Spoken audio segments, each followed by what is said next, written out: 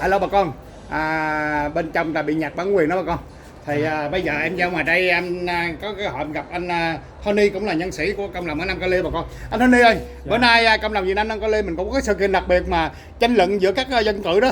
Thì cảm nghĩ anh ra sao bữa nay chương trình bữa nay tại sao vắng mặt hai dân cử kia? Hôm nay Anh tên gì, anh có quá khứ là gì? Trước tiên Tony vui hân hạnh được gặp anh Jimmy. Jimmy Dạ. ở chương trình Little Sài Gòn Cali TV. Dạ, anh mời đến đây. Với Dạ. Cali Bonsai. Dạ, có cái Bonsai TV 99 ạ. Dạ mời anh. Thì mình rất hân hạnh được đến đây tham dự để thấy một cái cuộc tranh luận, dạ. debate Dạ. giữa 4 người mà ra tranh chức congressman của nước Mỹ, là gồm có ông Trương Võ, rồi cô Amy Phan West, rồi ông Charlie Nguyễn Mạnh Trí và ông Tom Võ. Thì mình hy vọng là 4 người này sẽ xuất hiện để tranh luận cho đồng bào nghe. Tuy nhiên khi đến nơi đó thì mình hơi thất vọng vì chỉ thấy có ông Trương Võ và cô Amy Phan West thôi. Ngoài ra ông Charlie Nguyễn Mạnh Trí lại không thấy xuất hiện, mà ngay cái tổ chức ngay tại thành phố Westminster là thủ phủ của ổng đó, thành phố mà ổng là mayor mà ổng không đến tham dự là cả một sự thiếu sót nha. Một người thị trưởng mà không xuất hiện để trả lời những câu hỏi cho đồng bào nghe thì đó hơi là thiếu sót. Còn ông Tom Võ thì có thể ông ở xa, ông không đến được hay là ông bị bận gì đó thì mình cũng thông cảm. Tuy nhiên mình nghĩ rằng là ông Charlie Nguyễn Mạnh Trí nên xuất hiện để trả lời những câu hỏi mà người ta quan tâm đến những vấn đề của liên bang. Tôi nghĩ rằng là có thể ông hơi yếu kém về phương diện Anh ngữ, không thể tranh luận nên ông tìm cách rút lui trong danh dự. Thưa Tony, bữa nay ngày rất là quan trọng, thấy Mỹ tới quá trời luôn. Dạ, đúng bữa nay vậy. rất là bận rộn, dù có bận rộn cỡ nào mình cũng phải tới đây đặng tiếp người dân chứ anh. Dạ đúng vậy, thì mình nghĩ đây là cơ hội tốt để ông chứng tỏ cho người Mỹ cũng như người Việt mình thấy mình là một con người có khả năng đối ứng với vấn đề, có khả năng trả lời những vấn đề và bằng tiếng Mỹ để cho người Mỹ biết. Thì ông đã tự đánh mất cái cơ hội này. Tôi thấy ông Trương Võ, ông trả lời rất là chững chạc, vững vàng những cái vấn đề liên quan đến vấn đề an sinh của nước Mỹ, cũng như vấn đề mà ngay cả vấn đề mà chiến tranh Iran thì tôi cũng thấy ông trả lời tốt. Và cô Amy cũng trả lời tương đối cũng khá. Đây thì hai người này cho thấy là họ có đủ cái khả năng để ứng biến và đối diện với sự thật để trả lời với quần chúng. Bây giờ nó tóm lại là không biết ai thắng hay thua.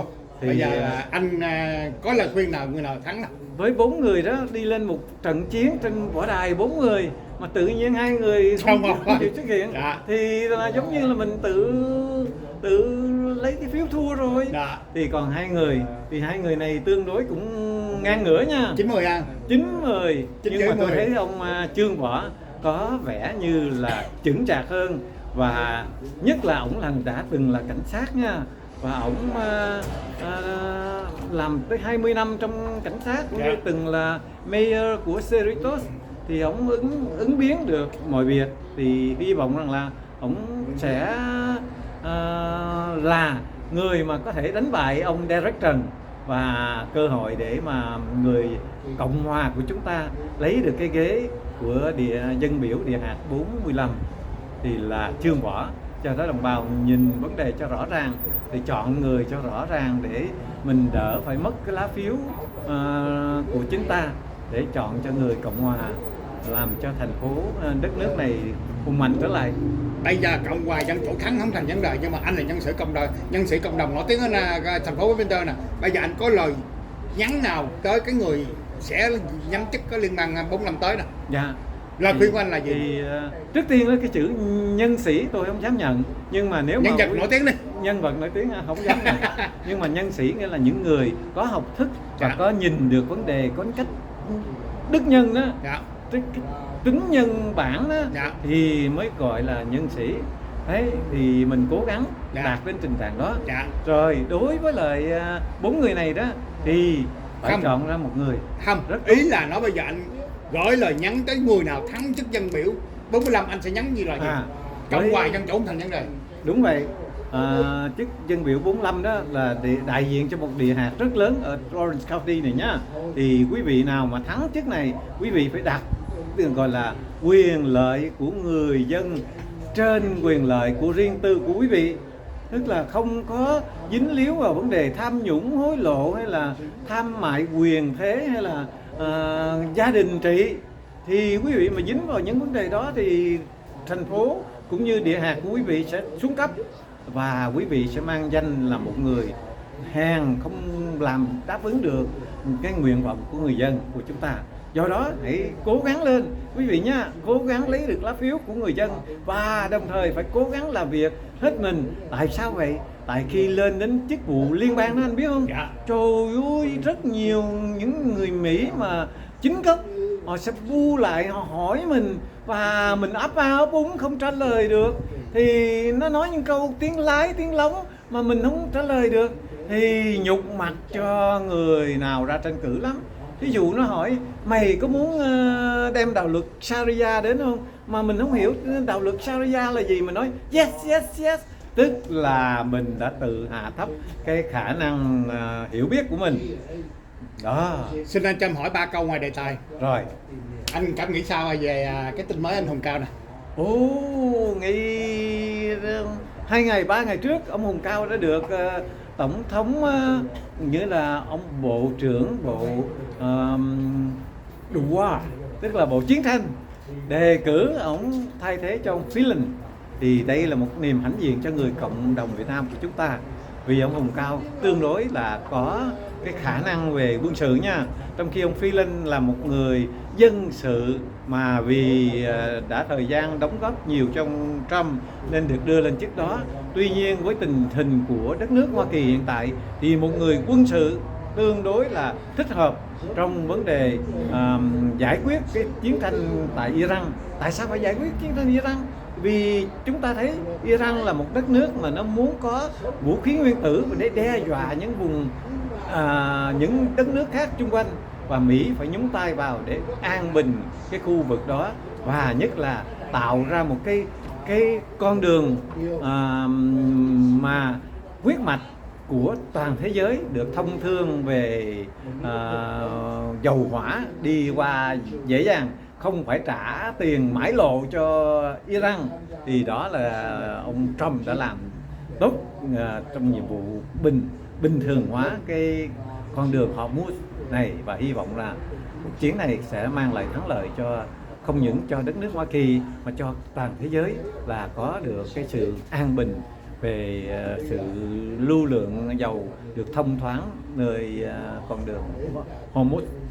Anh sẽ nói với là anh Hùng Cao điều gì phong người dân của Little Sài Gòn Busan. Bà tiếng Việt, tiếng Anh đi. Tiếng Anh đi. I hereby would like to talk to Mr. Hùng Cao.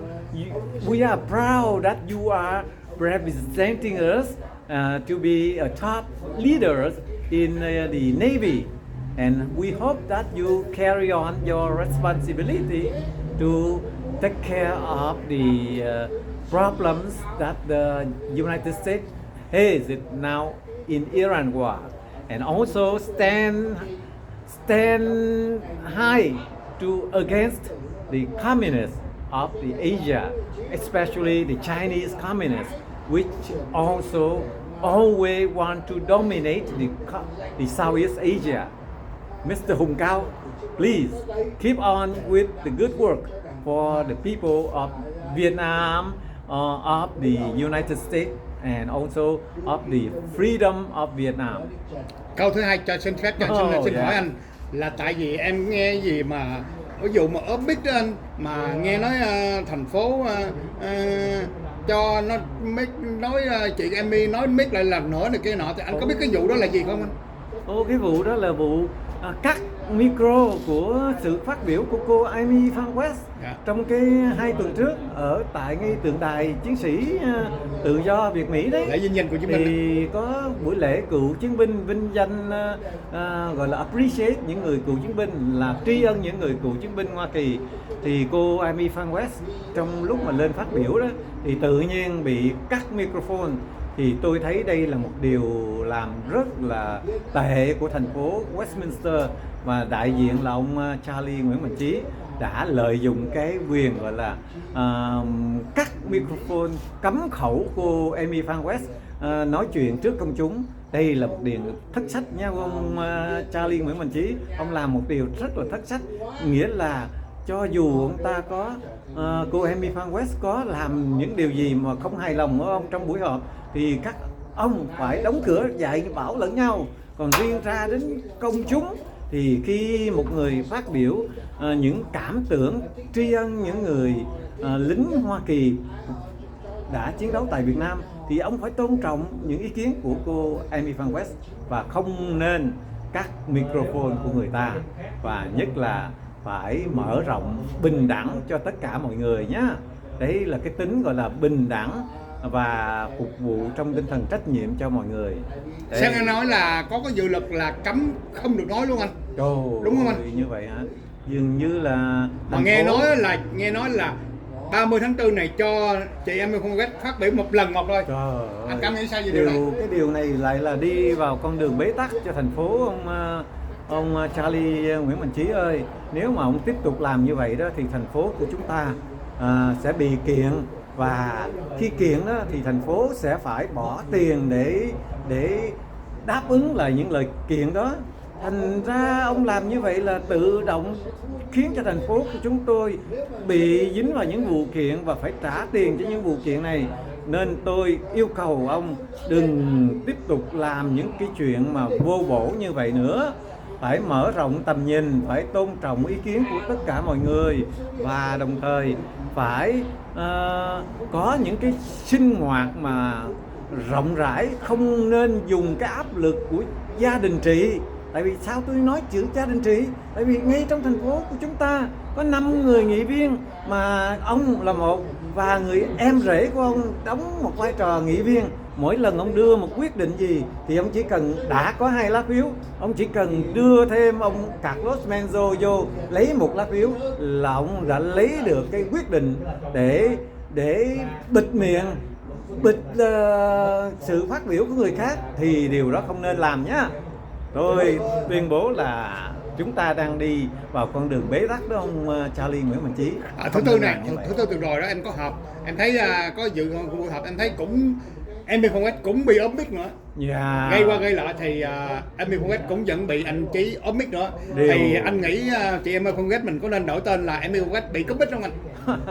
Thì nếu mà làm quá nhiều lần đó thì người ta sẽ nói là ông thành ông mayor của mình là ông mayor chuyên môn bịt miệng bịt mồm người khác. Thành ra không nên nhá. Tôi khuyên ông Charlie Nguyễn Mạnh Chí không nên làm những chuyện như vậy. Nhất là trước đây ông cũng đã từng gọi là nói cái câu mà tôi nghe rõ ràng: I am a piece of shit. Nghĩa là sao anh? But I am your mayor. Đó, một người cư dân người Mỹ đó, ông lên trình bày vấn đề mà ông nổi nóng, ông đã nói lên là I am a piece of shit, tức là tao nè là cục phân nè, nhưng tao là thị trưởng của tụi bay. But I am your mayor. Nói một câu rất là sắc sược và ngu xuẩn, tôi dùng chữ như vậy. Đó, đồng bào không tin thì lên thành phố vào hồi tháng 10 năm 2025 để xem những video còn lưu dấu lại nhá. Nghe cho rõ cái sự gọi là tức giận của một ông thị trưởng mà đáp ứng với lại cư dân Westminster như vậy là không nên làm như vậy. I am a piece of shit, but I am your mayor. Cái đó cũng hơi nặng ha. Hơi nặng chứ. Anh ơi, nhưng mà bây giờ thành phố Westminster mà ảnh gần hết chức thị trưởng rồi. Bây giờ chị Kim Minh Hồ với anh Carlos bây giờ chuẩn bị ứng cử viên chức thị trưởng thì anh nghĩ thì sao về chức vụ này? Dạ thì tôi nghĩ là ông Charlie sắp sửa ra tranh cử chức nghị viên dân biểu liên bang. Và nếu mà ông tiếp tục lên á, thì tốt. Còn ông không lên á, thì ông sẽ trở về, ông tranh lại cái chức mayor. Đấy nha, thành phố của chúng ta sẽ trở nên một cái piece of shit nữa. Không nên làm như vậy. Tôi tin tưởng là ông Charlie nên lưu tâm, trước tiên là nên xin lỗi dân chúng Westminster là tôi đã phát biểu sai lệch, tôi không phải là piece of shit. Đúng rồi, câu nặng quá, kỳ quá. Câu nặng quá, tự ví mình như là một cục phân vậy. Mà chứ cộng đồng nữa, kỳ quá. Đó, nếu ông tin nói là thành phố không có chuyện đó xảy ra thì xin ông đính chánh lại và đưa những cái bằng chứng là không có chuyện đó xảy ra. Bây giờ hai ứng cử thị trưởng chị cái Minh Lê Hồ và ông Khalil anh tính sao? Thì hiện tại đó thì chúng ta sẽ thấy có bà Kim Ly Hồ ra tranh cử, rồi nghe tin là ông Carlos Menzo cũng sẽ ra, rồi có thể là ông Mạc Nguyễn sẽ ra. Rồi nếu Mạc Nguyễn là thắng đó thì nó sẽ đi vào cái tình trạng như thế này, là Mạc Nguyễn còn dư cái ghế 2 năm thì Mạc Nguyễn sẽ sử dụng cái quyền đề cử ông Charlie vào vị trí đó. Thành thử ra tức là một sự gọi chuyên quyền, độc tài và chuyên chế và gia đình trị. Do đó chúng ta phải tìm cách ngăn ngừa cái sự gia đình trị trong thành phố Westminster nha quý vị. Anh Tony ơi, ngày mai như anh có cái chương trình gì đặc biệt không? Anh đi có thể là chia sẻ chút ít luôn anh. Dạ đúng rồi, đây là cái chương trình mà một số người tổ chức là thư mời tham dự buổi chiếu phim 30 tháng 4. Thì đây là nói về gương thành công của người Việt gốc Mỹ người Mỹ gốc Việt tại Hoa Kỳ này. Trong đó sẽ trình chiếu 7 vị tướng lãnh cao cấp người Mỹ gốc Việt trong quân đội Hoa Kỳ, rồi vai trò quan trọng của 3 người trong chính quyền Donald Trump, rồi chiếu cái phim người Mỹ gốc Việt Eugene Trịnh là người phi hành gia đầu tiên bay vào vũ trụ, rồi cái kế tiếp là nữ khoa học gia Dương Nguyệt Ánh là một gọi là bomb lady đó, người có góp phần vào việc chế bom áp nhiệt, bom chuyên thấu vào đất đai đó, đất cứng đó. Và phần cuối cùng là nữ CEO, một nữ người giám đốc người Mỹ góp phần đóng tàu hạt nhân của Hoa Kỳ nhé quý vị. Hấp dẫn anh. Mấy giờ ở đâu vậy anh? Ngay tại Lavender này nè quý vị. Ngay tại đây lúc 2 giờ chiều. Thì quý vị đến đây ngồi trong không khí thoải mái, cùng nhau xem cái màn ảnh lớn về những cái chương trình mà nói về gương thành công của người Mỹ gốc Việt của chúng ta. Đường số 13 bà con. Có mua vé này kia không nọ? Có sao anh? Cái này là hoàn toàn miễn phí nha. Chương trình này hoàn toàn miễn phí để và có phần ăn trưa, bánh mì, đậu phộng, nước lọc đến quý vị. Đến đây ngồi xem phim thoải mái lắm quý vị ơi. Ai mà suy nghĩ được cái chương trình này vậy anh? Trời ơi, tất cả những người, thí dụ như có bà Kim Ly Hồ nè, bà cũng góp phần của đó. Ông Ngô Văn Quy, ông Trùng Dương của Hội Hậu vệ Quân lực Việt Nam Cộng Hòa, rồi ông Phan Thanh Liêm, hội trưởng Hội Hậu vệ Cứu Sinh quân, và tôi là Tony Bùi cũng góp phần vào trong đó với cái chương trình của cái nhóm tôi gọi là MACA, tức là Make All American City Great Again. Tức là mình nêu lên cái vai trò là chúng ta phải có nhiệm vụ làm cho thành phố của chúng ta vững mạnh lên, song song với sự vững mạnh của đất nước Hoa Kỳ này. Đây, thành ra mời quý vị 2 giờ trưa nha, 2 giờ trưa Chủ nhật ngày mai ghé đến đây tham dự buổi, ngồi xem video clip, rồi đồng thời nói chuyện gặp gỡ nhiều người vui vẻ với nhau. Em cảm ơn Tony về chúc em mạnh khỏe. Xin chào. Tại vì chương trình bây giờ đang chuẩn bị đang tiếp tục bên trong mà con. Em phải vô trong mà con. Dạ thưa, đúng rồi, ngày mai nhé.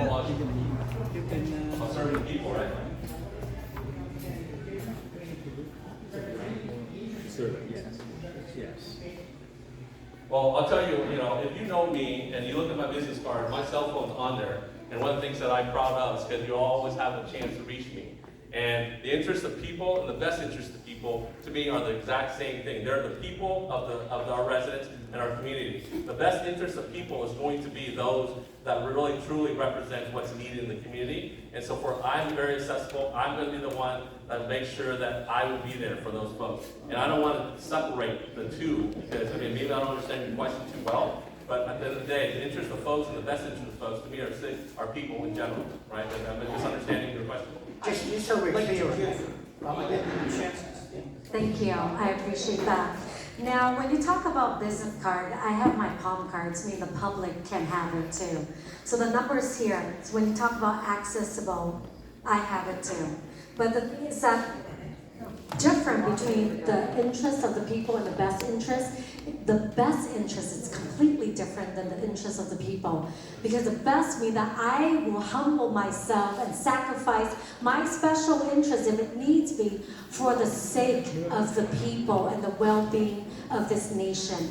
Sometimes there will be hard decisions to make, like on the council, but we have to do what's best for the people that we represent, that elected us to be there. And best interest is not about you. It's about this nation. It's about the people. That's what the best interest is. I would like you to clarify this. Well, I would like to get to clarify because I don't want to, yeah. Okay, basically the best interest of the people and the interest of the people are miles apart. It's basically the difference between the republic and a democracy. Okay, a democracy is what? 50 plus 1. So if 50 plus 1% of the people want you to go down a particular path, and you know that to be wrong, and you represent that, then that's not representing the best interests of the people. Okay? Well, thank you for clarifying that. And I will answer that question.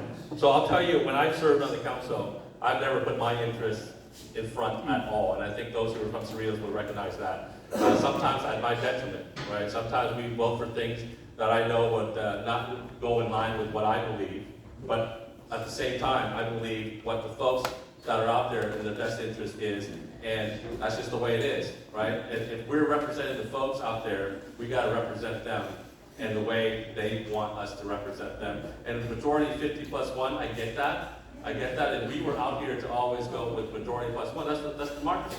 That's democracy right there, right? So we definitely have to vote with that. That's city council as well. Yeah. We're not a democracy, we're a constitutional republic. So can I rebuttal that? Okay, basically, Chuck, the opportunity to finish and then. are you finished, Chung? So my record is very clear. I'm going to serve the people of my city when I was there. I'm going to serve the people in the district when I'm there. When it comes down to representing a small group of people versus the majority, I'm going to represent those that I believe to be in the best interest of the community. It's going to be the best interest of the community. Yes. I think. So what you're talking about, I'm sorry. Yeah, we're having a debate against each other. I want to make sure that everyone has an opportunity. Okay, so I want to rebuttal that. To be honest with you, all of us understand the two-party system. There's no two-party system. We all know that. They're all the same. The establishment on both sides.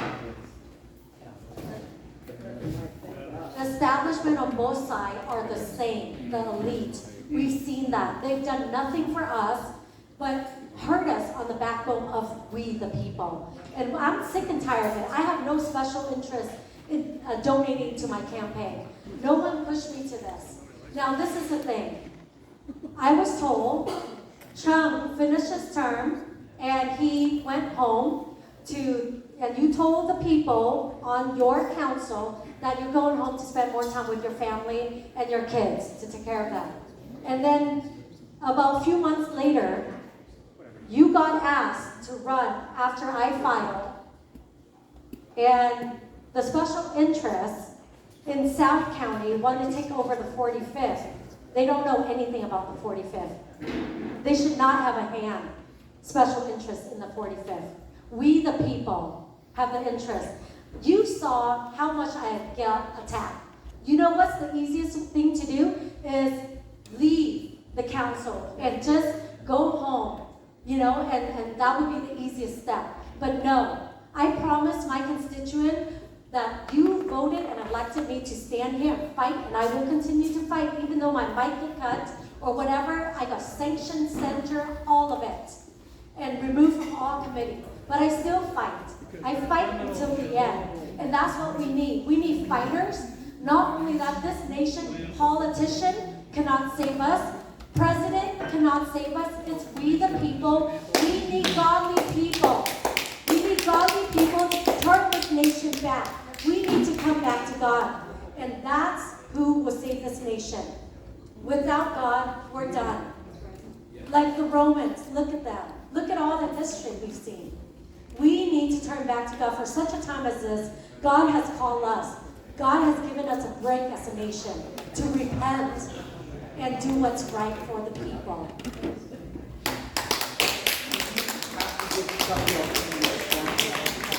Thank you. Thank you. Yes, thank you.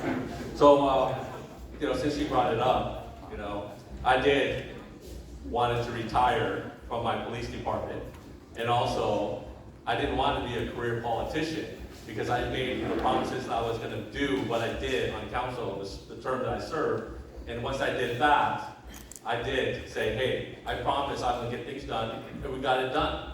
And so gave someone else an opportunity to do it. And yes, I did want to retire to spend time with my family. I didn't realize we're bringing up family here, but I love my family, and I love the fact that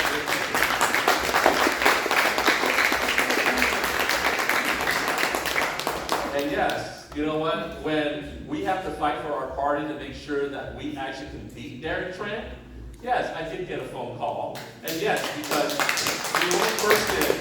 the only person that can beat Derek TrANH is me you're looking at. All right? It's not about the establishment. It's about who truly can compete with the incumbent. And I'll tell you, since we really didn't go into it, the Little Saigon community is great. They're conservative, and Amy brought it up. Derek TrANH beat Michellesville by 653 votes, right? And in that voting system, part of that came from the Little Saigon community, but also, don't forget, there was 3 cities in LA County that normally vote blue. Cerritos, Artesia, and Hawaiian Gardens. Now, I would argue the swing vote is not just in Little Saigon. There is lots of votes in LA County as well that changed the outcome of the last election. And of course, other things, I would say fraud and cheating and stuff. But anyways, at the end of the day, the only person that can beat Derek TrANH is that Amy is right. The Little Saigon community, conservative, they have a Republican Vietnamese to vote for now. They can choose 1 of 4. But the only person that can get votes in from the LA County side is the former mayor and council member of Cerritos. And the Cerritos, so yes, they wanted to beat Derek TrANH. And so therefore, when I ran in 2020, I got over 5,300 votes. That's more than the 653 that Derek beat Michelle by. So yes, and I came out. I don't understand why people make it such this is a bad thing that he was retired. I came out of retirement. I gave up my great retirement life to put back into service for this country, for the District of 45. And that's why I am running. And that's why they asked me, because we need to beat Derek TrANH. Thank you very much.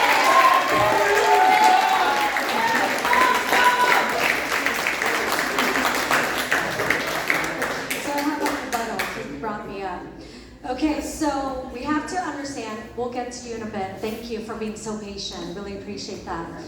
Now, the thing is that in this district, when you first came out with the press release, you were so proud of being a moderate.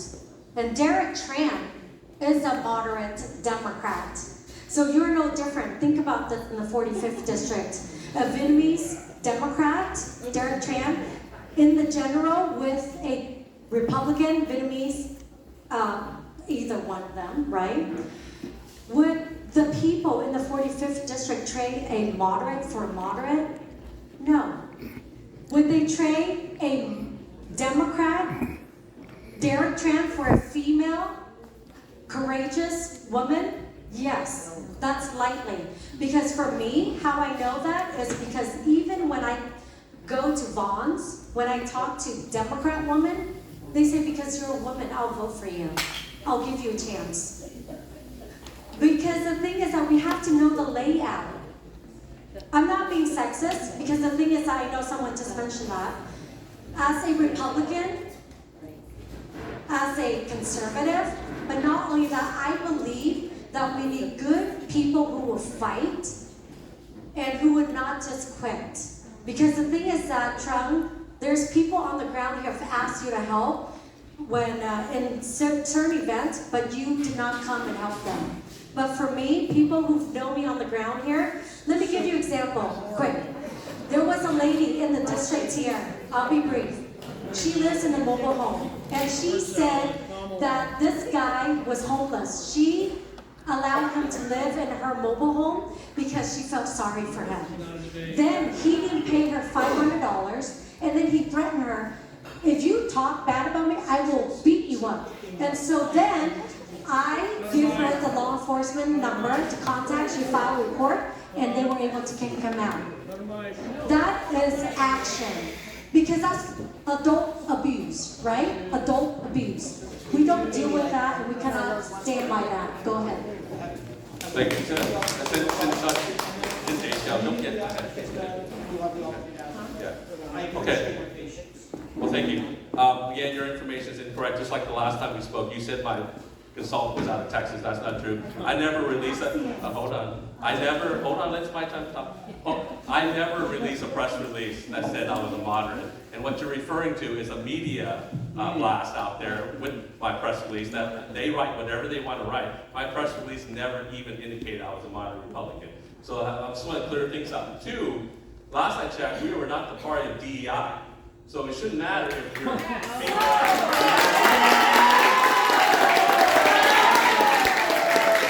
best candidate has done a good job. And when we start throwing that out, we want to talk about moderate. We are not the DEI We have party to here. look at the numbers, guys. Remember that, we're not Texas. I'm really sorry, both of you guys. I think I did enough opportunity to both speak, but I do want to give our audience members the opportunity to ask questions. Please ask the question. I apologize for the delay. Okay, so Amy brought up the point of sales tax and bringing sales tax revenue into the city. My question is, what have you done as a city council that you're making sure the city is collecting the sales tax, the correct sales tax that the city is supposed to collect? Because you mentioned people doing cash-only businesses, and so I want Amy to answer first, and then I would like June to answer also. 90 seconds.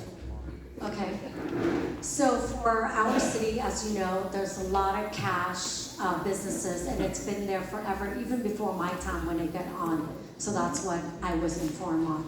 Now it's hard to get an auditor from the state of California to come to take care of acquisition since it's been embedded for so long. Now with the small business owner that we, as you know, we have small business event coming up. To incentivize businesses to thrive, we will give them technology and resources, even the funding that's coming to small business. We just give each business that apply $2,500. Each businesses, we just award them because that helps them to get started with technology and marketing. And then we're going to get more coming in to help them.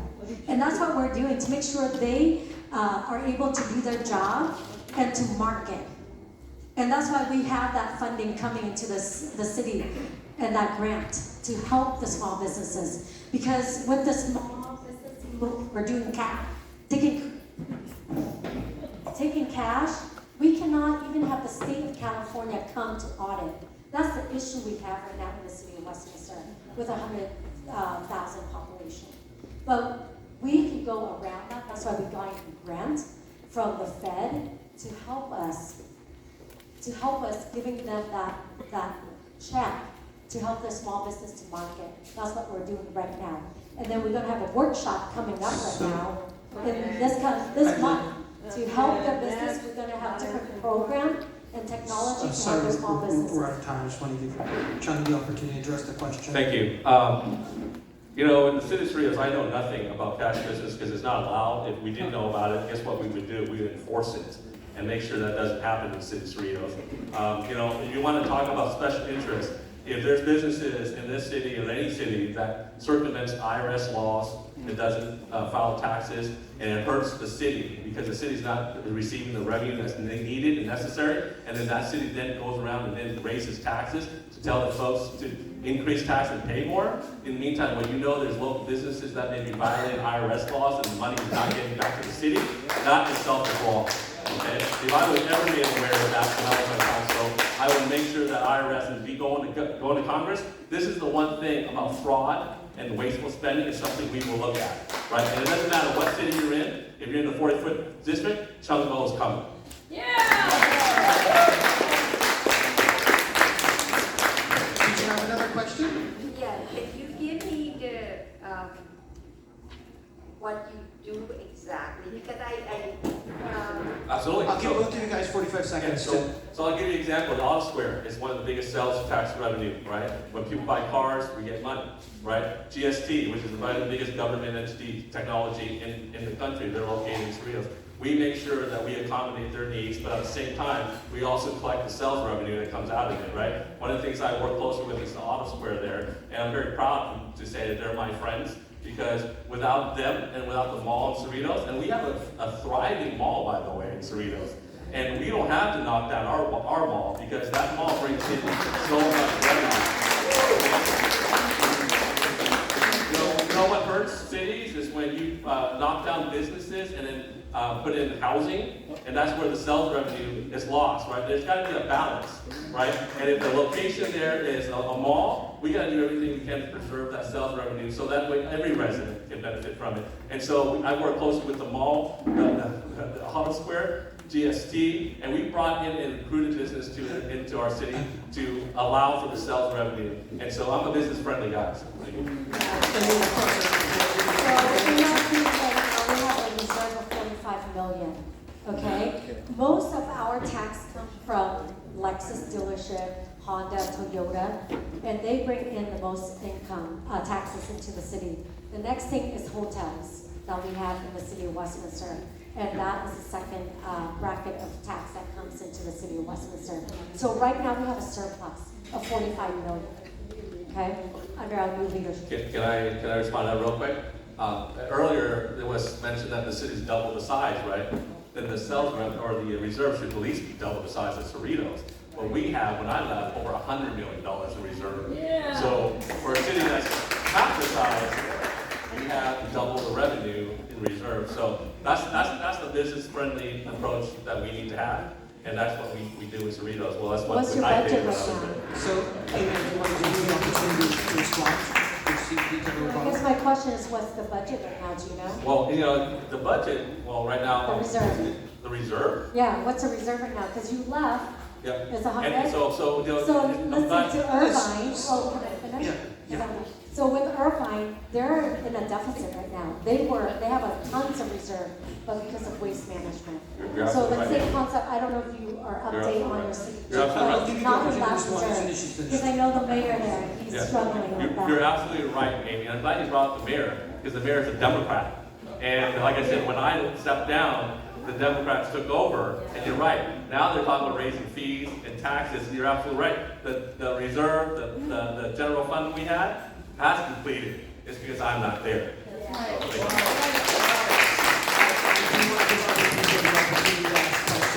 I'm allowing the candidates to rebut, but just in the interest of time, I'm trying to keep the time under 90 seconds for each answer. Please go ahead.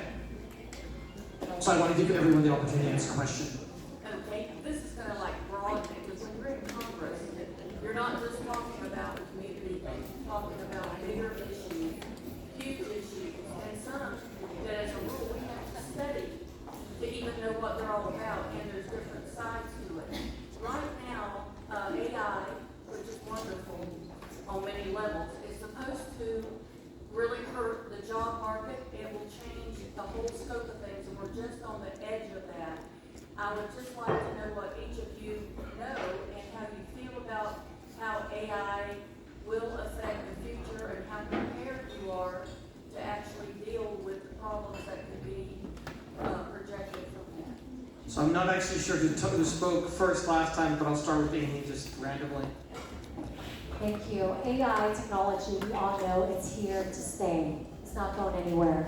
So either we learn and inform on it, or we'll be left behind. A lot of business, they're using AI right now to technology to market for them, meaning they have to pay less overhead.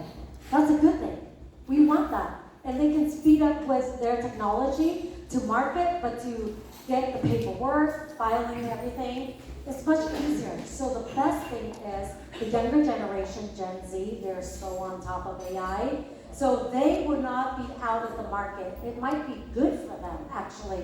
They'll speedize things, market, everything will be faster. But the thing is that hometown technology will always change. We all know that. Look at 100 years ago. They're on wagons, right? And I bet you people back then are saying the same thing. But look, we still here because we accommodate, we get used to what's happening and we just make it happen. And I think that's what it is that you capitalize on AI technology and then work it and let it work for you and make it better for you, your businesses. And that's what we have to do. Thank you. You know why AI is so prolific and just taking over? Because when you have a state and a party that continues to raise taxes, continue to raise fees, and continue to require minimum wage to go up without the market fighting for itself, what happens is this: AI takes over because, say, for example, McDonald's. When the state of California raised the minimum wage up for people who work at fast food joints, right? What do? They invest in AI now. So what we lost is customer service. At the congressional level, what we need to do is make sure that AI, one, doesn't take over our life, it just supports our life, right? And the second thing is this: when we continue to increase fees, increase taxes, businesses will continue to find avenues to replace human beings. So we need to make sure that our businesses bring back customer service, bring back employment for our kids that graduate from college. My son's graduating this year. I am concerned with AI that he may not find a job. Because why? Employers are forced to look at AI to save money because all the ridiculous fees and taxes that the state of California has imposed on our state. So thank you. Good evening, Tony Bui of Westminster. I came here and I expect to see 4 people. However, I saw only 2 people here. I'm really frustrated. And I question to you, did you send a letter to those people who was not here? Officially invite them.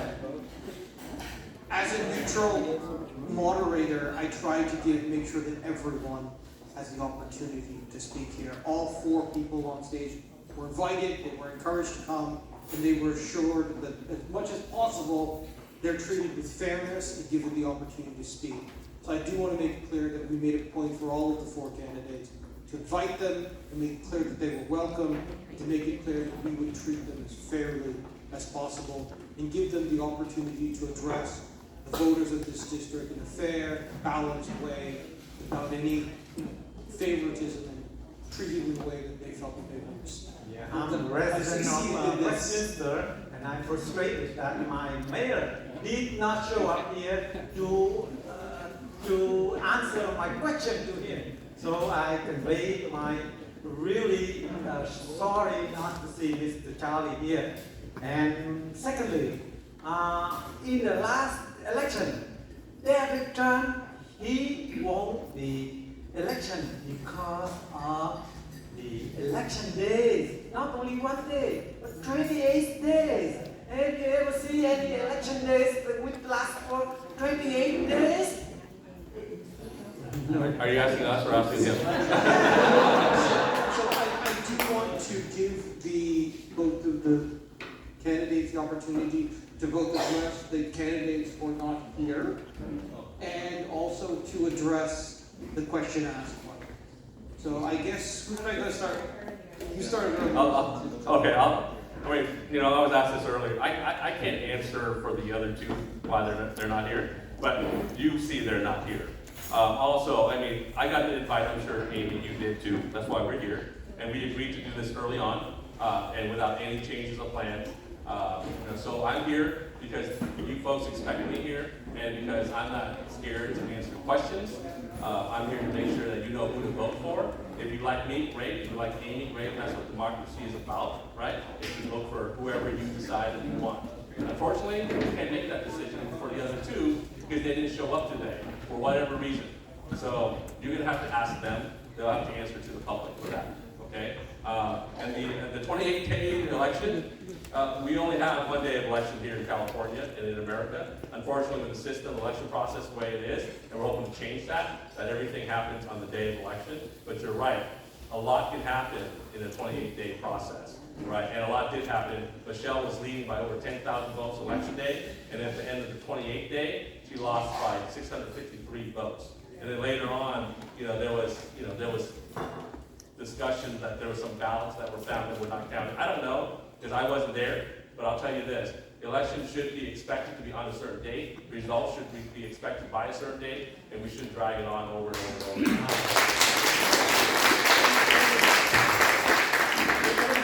So the thing is that, of course, we cannot speak for the other two candidates because we're not them. So I'm not going to assume or speculate because that would not be fair. So I can only speak for myself. We're here, like Trump said, so we're here to answer any tough question, bring it all on. And then, because transparency is very important, and that's what I've been fighting for as a councilwoman in Westminster. Now, for election, of course, we have only 1 day, June 2nd is the election day. But as you know, Trump, wanted the Senate to pass the voter integrity and everything else, but they're delaying.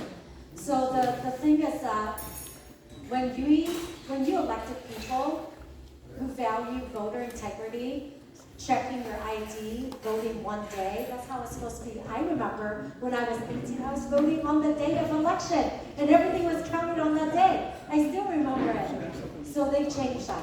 So we need to change it back to what makes sense and preserve the integrity of our votes. And that's how we're going to do it. Thank you.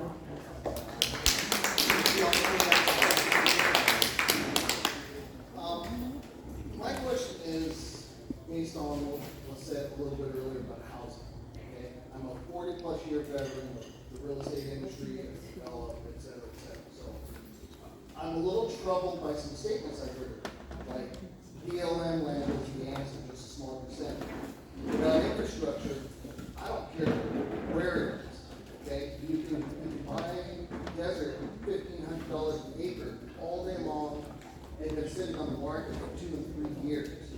The BIEU on the acre of land, you can put 300 units on an acre if you want to. So I'd be more interested in hearing a 10-point plan plus, because it's going to take at least 10 points, of how that would be feasibly accomplished using anything, BLM or other ones, okay?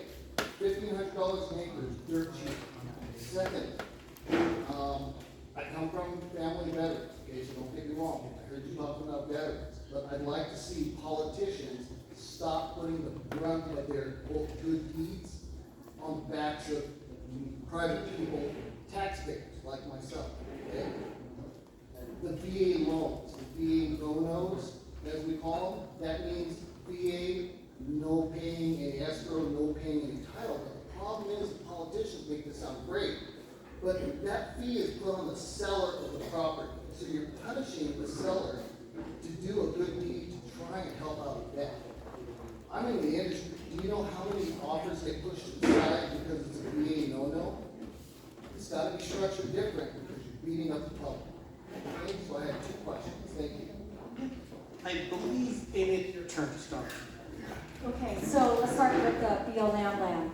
The issue is not building it.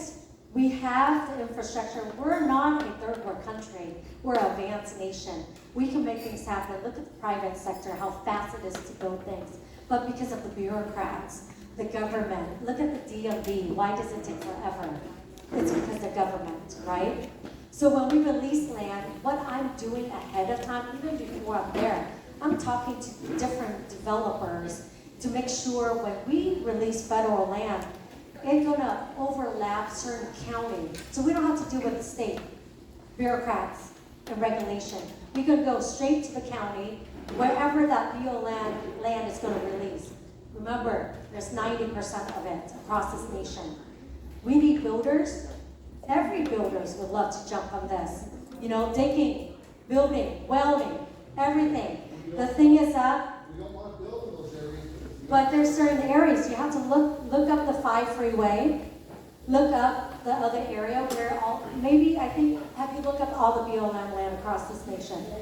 I travel. But there's areas where you can do it, but maybe that's just your opinion. But the thing is that it's doable. We have a lot of land. We can build on it. We just release it. Because state of California, they're not going to do that. So we have to take the other route for Congress. Thank you. So it's interesting because I've heard this plan before one time a while ago, and you know, I think Amy, you go off-roading as well. I think it's your family, right? So my family do. We go dirt biking, we go to BLM land, we go to Akatia Wells, we go to Salt Sea. You're absolutely right. You can open all the land in the world if no one wants to live there because it's too hot, too far, too whatever. You can build all the housing you want at the cost of the taxpayer money, and no one's going to live. Look at the Salt Sea, the community there. There's homes already there. No one lives there. So you have to approach this with a thoughtful approach. And you know, I appreciate you saying that. I'll tell you right now, I'm not an expert when it comes to VA loans because I've never had that option. And one of the things I'll do is make sure I put experts around me so I can understand it. Nothing's ever free, folks. Nothing's ever free. There's always a cost to something. And there's a benefit to some, and there's a cost to something. And then maybe we can do something in regards to maybe a nonprofit, like maybe, I don't know. I would love to have folks like you to tell me, hey, this is what's going on, and this is how we can fix it, right? I'm not gonna stand up here and say I know it all. I'm gonna tell you when I don't. In this case, this is the first time I've heard of it. I would love to pick the brains of veterans that have to go through this, and then the sellers that have to go through this. Because I've never had to sell a house to a veteran with a VA loan before, so that's something I've learned today. But when it comes to real estate, you're absolutely right. You can build whatever you want, but if you don't have a market there, no one's gonna buy. It's gonna be a waste of time, waste of money. And I don't want to send the folks that need affordable housing out to the desert. You know, and one of the things that we did at Cerritos is we looked for land that's actually owned by TrANH over by the 5 freeway and what's that street? Orangeburg, Valley View.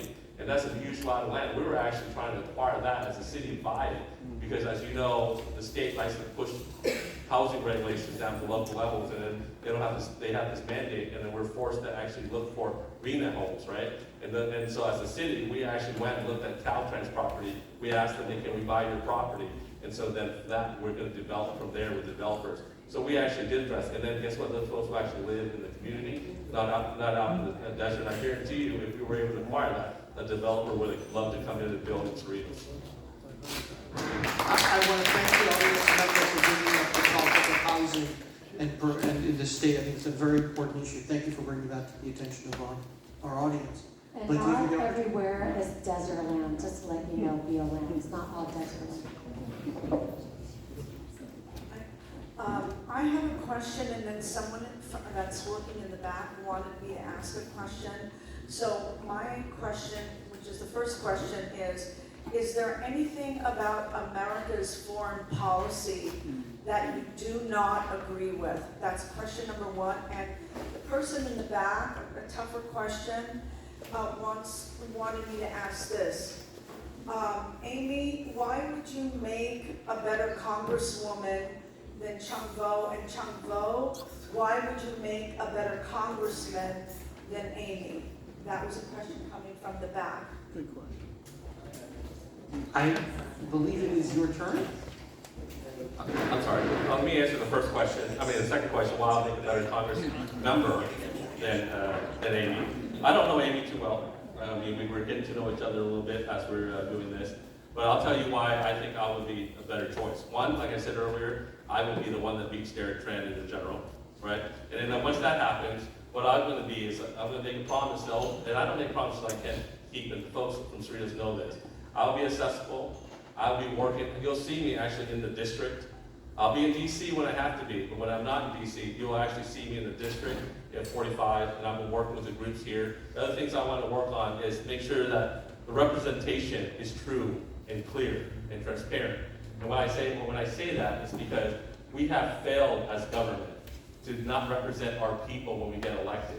We talk about how I'm going to go there, I'm going to showcase me and this and that, but at the end of the day, sometimes they call us leaders, but really they call us representatives for a reason. We represent you folks. And when you folks tell us what to do, we have to make sure we represent that. That Derek TrANH right now is not that guy. For him to sign a resolution, not sign the anti-socialist resolution, he represents Little Saigon here. The people of Little Saigon fled Communist Party. And for him not to sign that along with the Republican colleagues, I think that sends a loud message that he's not representing his constituents here, right? So I'll tell you this, I will represent the people, but not just in Little Saigon, but all over the 45th District. One of the interesting things I see in the Westminster Council meeting is this, is that when you have folks that come and speak to the council, sometimes I feel like they get discounted or pushed aside by the mayor. And he doesn't let them speak, he doesn't let them have a discussion. Sometimes he even shuts it down. Apparently he shut down Amy over there. But so things like that is really crazy for me to see at the local level. And then send that to Congress. I don't know. So that's what makes me different, is that I will talk to you. I will talk to the people. And guess what? You'll be able to have access to me. I tell my staff this, the folks will call me first before they call them. And that's how I'm going to run my life as a congressman. Thank you.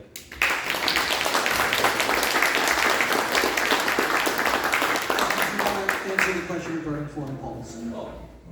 Foreign policy, yes. One of the things that I want to get rid of is the U.S. ID. That's something that we, as a policy, for us to send money overseas for programs that have nothing to do with anything legitimate that represents the value of America, we need to stop that. That's the one foreign policy that I'm going to go after, and they're doing it right now, which is great, but they're getting a lot of kickbacks as well for that policy. And when they talk about millions and billions of dollars going to overseas for countries that are doing crazy stuff that we don't even want to be done here, sending condoms to another country to prevent, is that really our problem? No, right? I mean, yeah, we are a great nation. We're a great a nation that, we want peace throughout the world, but we're not the nation that rules the world. We help, absolutely, but we can't help at the detriment of our own country. Right now, our debt ceiling's high. We have huge deficits. We have problems here locally. We got to make sure that we don't have that policy in place anymore. We need to get rid of that and make sure that the only money we send overseas has value to American citizens. Thank you. What I would focus on is the war all the time, right? The arcaki. Because the thing is that they are using weapons. We have tried to go into a different country, try to invade, try to make it better, but the warmonger, that's not the reason why we're over there. There's other things that we're doing, and I don't like that. I want to address that day one.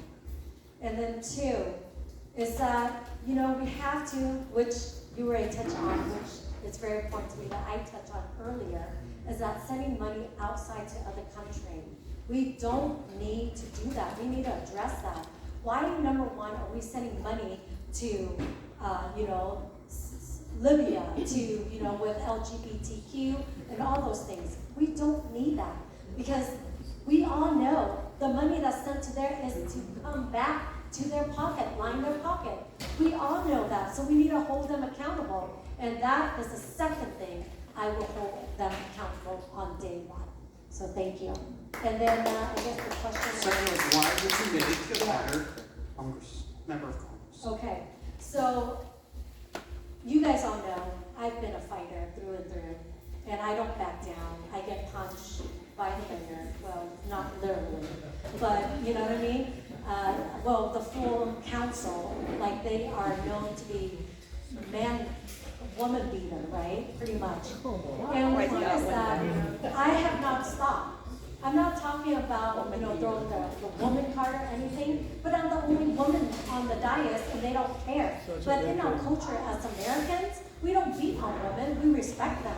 You know what I mean? And for the thing is that for them to do that is un-American and unconstitutional. Now, The reason is what they've done to me, and for me to escape in a war-torn country all my lives, and I've always had to fight to defend. And even when I was in high school, you know, people who are being mistreated, I always come to their defense.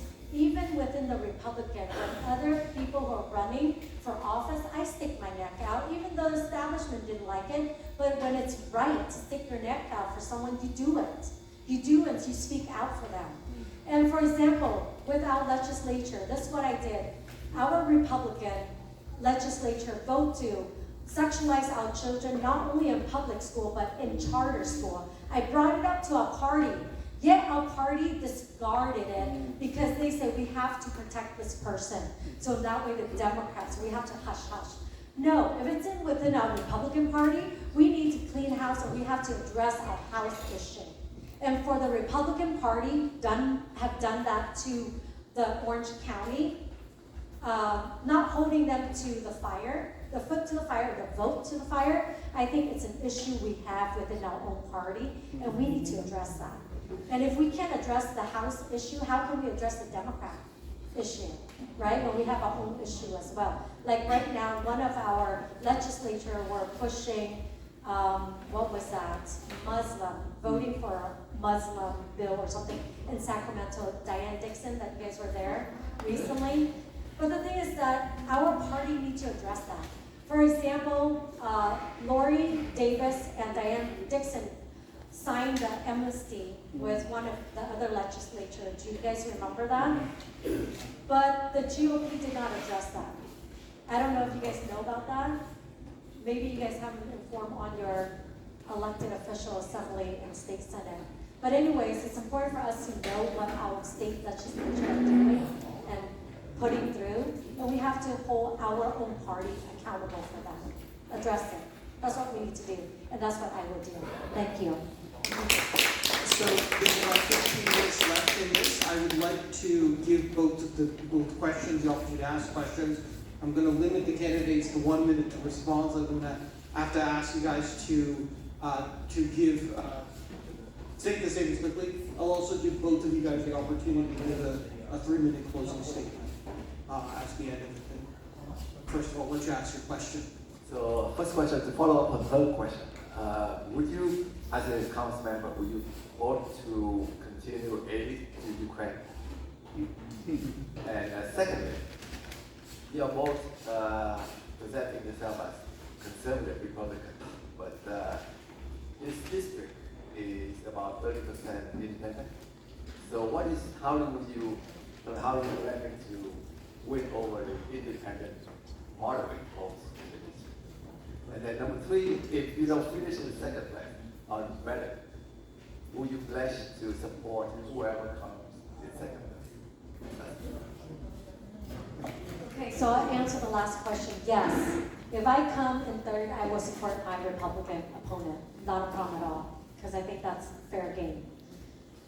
Now, the second question was, did you say the independent and the moderate? Yes. For me, I have talked to many of you guys, like earlier, I mentioned, the two-party system, they're no different, okay? I have go against my Republican, and I have addressed certain hard issue because that's not conservative. I don't care. If our own party are doing something wrong, we need to address it. I have no problem with that. So I have people who don't like me within our party, and I'm okay with that. And I have the Democrat who don't like me because I'm not Democrat. But the thing is that I'm an independent thinker, and it's important to vote on the values that you hold dear to and why you're fighting for the people. So you're an independent thinker. I don't follow in suit with my Republican Party all the time. When they say we cannot support unions, I do. I support union, meaning the carpenter, I support them because they are the blue collar. They are the backbone of our nation. Like, why wouldn't I support them? It's common sense, right? So that's what I'm talking about, is that for us to be independent thinker, we don't need anyone to just follow in suit in line, and that's it, and not to think for yourself and not to think for the people you represent. So I will think for the people that I represent. Thank you. Answer your question on Ukraine. Yeah, I'm not big on Ukraine. So to answer your question, yeah, we need to just get that done already and move on. All right. The other question in regards to the NPPs, I actually was walking today and I did speak with an NPP. He actually stopped me when I gave him a flyer. He says, I'm an NPP. I used to be a Republican. I left the party because of whatever issues he's had, right, with Trump. And I just tell him, are you going to let one person really dictate what your beliefs are?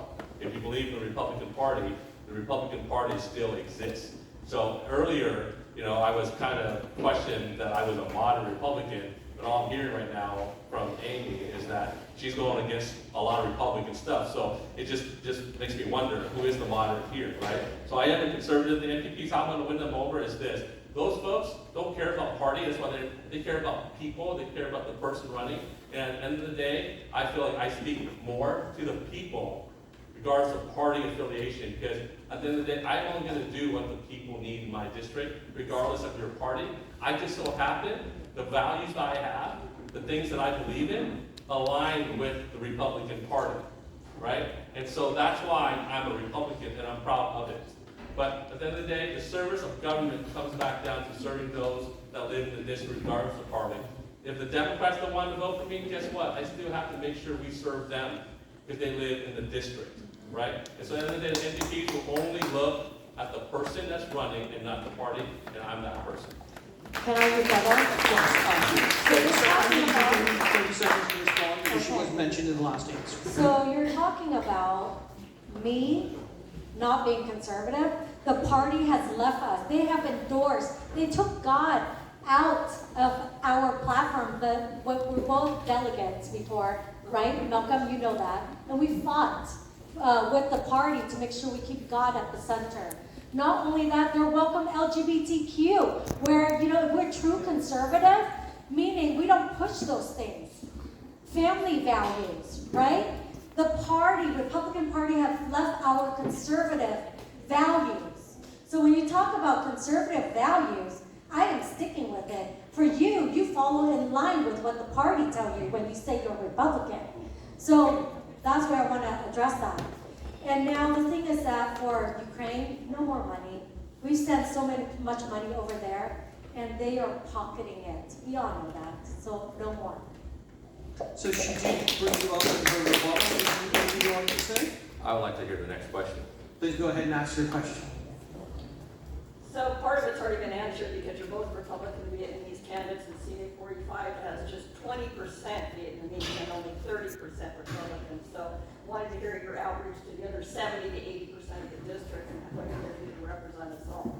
But also there's a big contrast here. We have a former retired law enforcement officer, and then we have a city council member who has been charged criminally with bribery and is on criminal diversion. And also the city of Westminster has filed an injunctive relief case against Ms. West. And I just... That's a lie, so let me address that. So I will absolutely give you the opportunity. I will give you the opportunity to finish your question, and then I'll give both of you the opportunity. And I'll extend the time because it seems like a detailed question, so both of you can have 2 minutes to respond.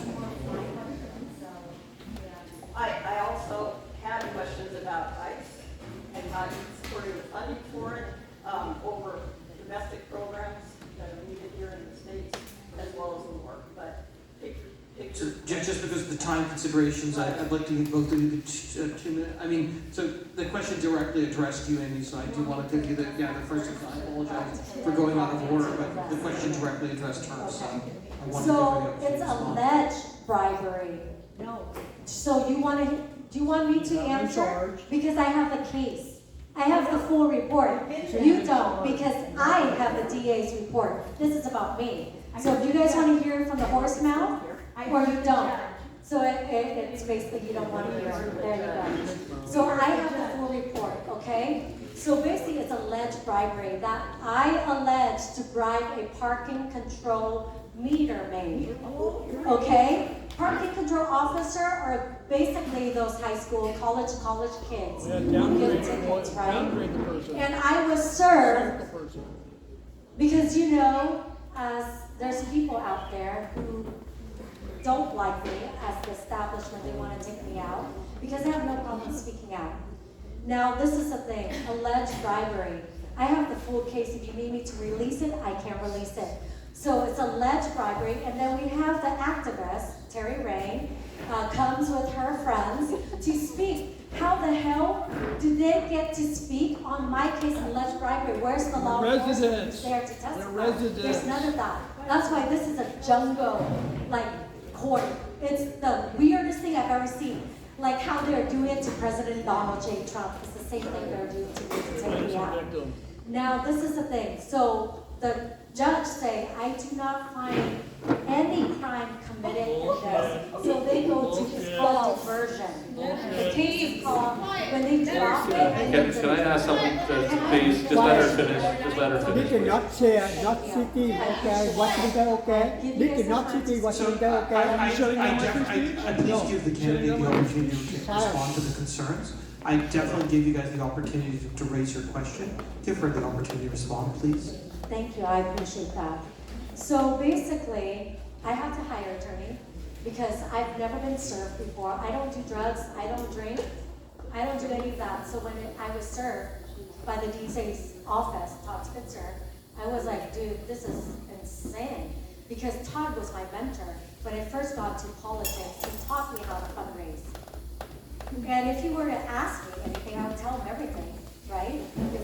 And so I have to hire an attorney. So those who ever were out there, I'm not going to name names, tried to drain me emotionally, my family, spiritually, and financially. That's what they did. And they got what they wanted, okay? And that's how evil politics are. If you are in the thick of it, if you don't go in step line with them, that's what happened to you. So I've seen the court system and what they use the court system to hurt the people on the ground who don't have the resources or to silence them. That's what they do. They use the court system. If you guys experience it, you know.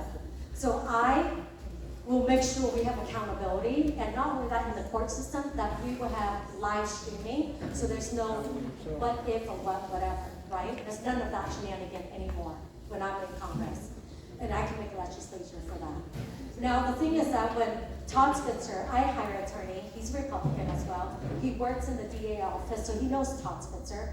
And he said, Todd, what the heck are you doing? She's one of us, she's a Republican. What's going on? And he said to my attorney, I think that she thought those parking control officer are real officer. I'm like, if he asked me, I would tell him the truth. They're just kids. And not only that, in the report, the kids say Councilwoman was chit-chatting and just talking with us. No bribery, okay? So I have a full case, and if you need me to release it, I'm more than happy to release it. But the thing is that my attorney said, okay, Todd, you have to drop this case. And he said no. Then my attorney came back to me and said, okay, Amy, what do you want to do? You want to continue this with trial, or you want to save the Republican, save his face, and just get it? There's called diversion, and we'll take it to the judge, and then have the judge drop it.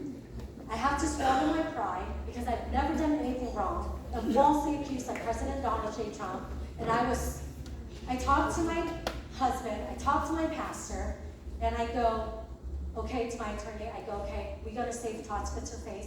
So my attorney talked to Todd, and we said, Amy, we'll go to the court, we will go to the judge, and have it deference. We will save your face, Todd, and this is what we're gonna do. And so we went to get a deference.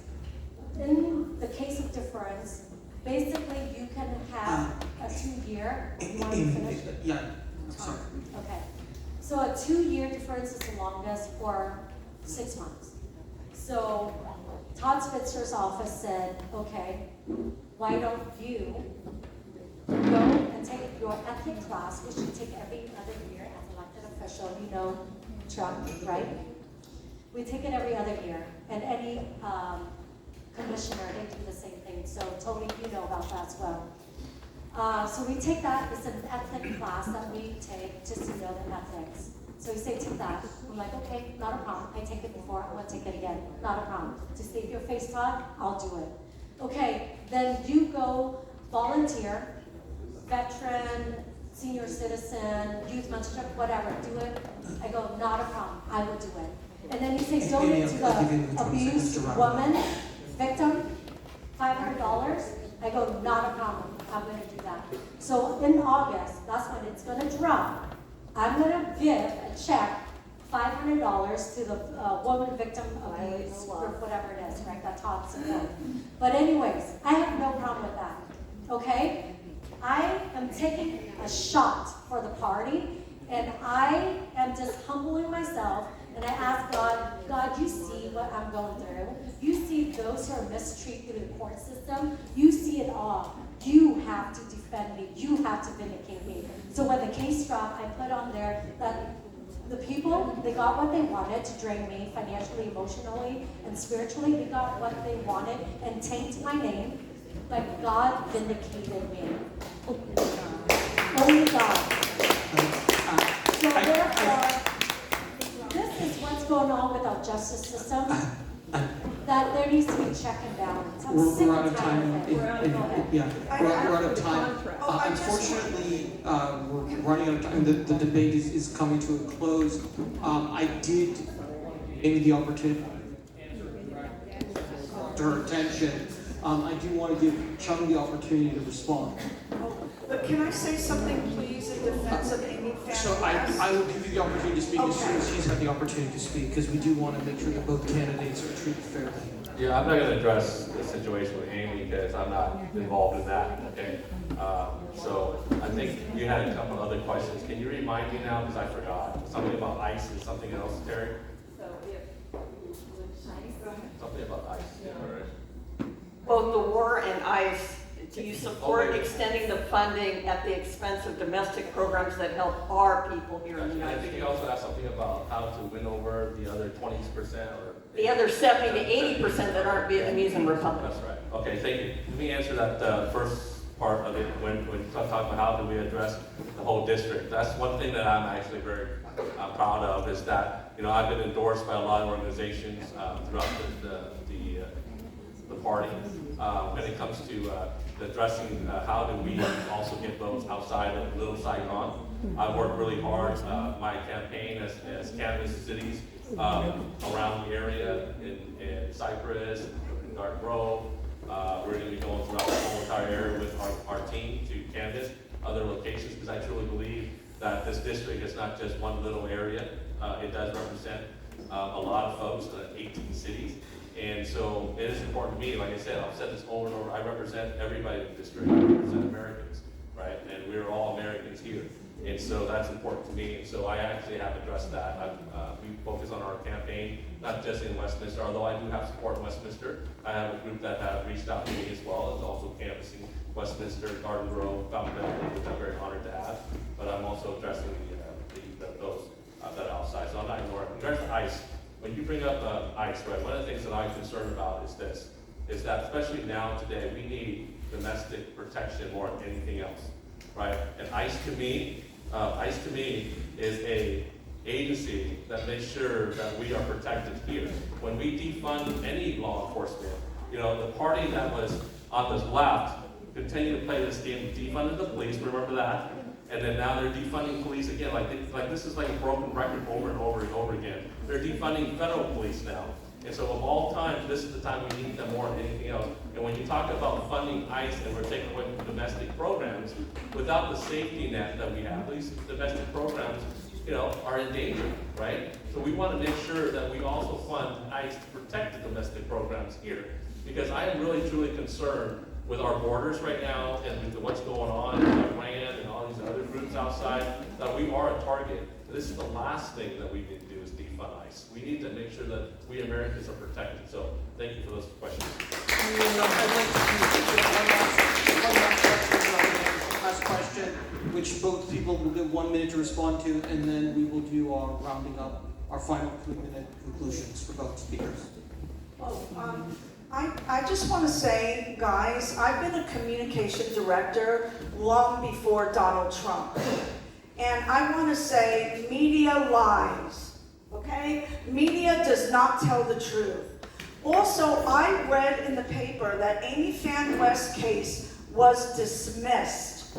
Now, if I were sitting at Amy Fan West's table and my case was dismissed, I would not have even wasted the time that she wasted to try to defend herself. You do not, excuse me, I'm talking. You do not try cases in the media, period. You want to know the facts about cases, you go to the court system and you get the facts. You don't read the Daily Mail who lies, makes up stories. And I have to defend her because this whole case that I know very well about was very, very unfair against her. And that's all I want to say. Remember, media lies. You don't try cases in the media.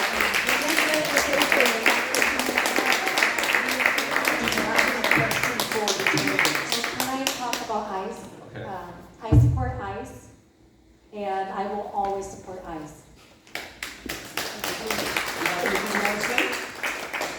No, I'm starting to feel like I'm at a Westminster Council meeting. Both of the candidates, just because of time, I'd like to give both of the candidates the opportunity to give a 3-minute conclusion. Okay, one last question. We're actually over. One last This is question. the fifth last question, okay? Again, my general question is, as Republicans, we pride ourselves on independent thinking. It's actually different than the Democrats. They don't kind of cover all together, so whatever. But even when we're a posse, we're thinking independently, and we have this core of wanting to do what's right. So even though my question now would be, as we see President Trump trying to rearrange and correct a lot of what has been done in the past that's been harmful to the world and to the United States, just in a general question, is there anything that you kind of like disagree with him on what he's doing, or a direction that you think he should be going or not going? So in general, how simpatico are you with President Trump? So this will be the last question. I'd like to give both an opportunity to speak 1 minute in response. Then after both of you have the opportunity to speak, I will ask you to give your conclusion. But now, give the opportunity for 1 minute. So thank you for bringing that question up. You know, back when I started running in October, one of the things that I brought up was, you know, what we see on our TV media with immigration enforcement. You see agents ripping people out of cars, causing an unrealized danger, not just for the ICE officers, but also but those that they have to deal with. So I spoke at a meeting with Republicans, and I said, you know what I would do, because I was a use of force instructor for almost 20 years, teaching police officers how to control, how to arrest folks, and how to do it in a way that, because when we are police officers, we live in a fishbowl. Everyone looks at us. And so when we do everything right, people still complain. So let's not do anything wrong, right? So one of the things that I brought up at this meeting was that we got to train these ICE officers, federal agents more, make sure they provide resources to them, and make sure they're hired in a way that we make sure we check their backgrounds. We make sure that we prevent anybody from sneaking in, because we want to hire too many too fast. Right? And I was also a background investigator. I hired a lot of police officers on my agency. So I know some of the things I'm talking about. And I remember one Republican came up to me and said, "You're anti-Trump, you're anti-ICE." And I'm like, wait a minute. I just said I want to provide better training, better resources, and make sure they do it right. Because when you do it right and it looks better, the outcome is better. We have to sustain this immigration enforcement for administrations down the line over and over and over again. And so we got to do it right, right? And so when that guy sat down, I'm like, okay. And then months later, what did Trump say? After Minnesota, he said, you know what? We got to rethink and redo this. And so right there, that vindicated what I said to this Republican member. And I called him out, I remember saying, remember what you said to Chung? You're right. You're absolutely right. And so Trump then says, you know, we got to redo it a little bit. And so to answer your question, I am an independent thinker, and I will speak up when I think things need to be corrected. And it's nice to know that, you know, Trump down the line agreed with me, even though we never talked.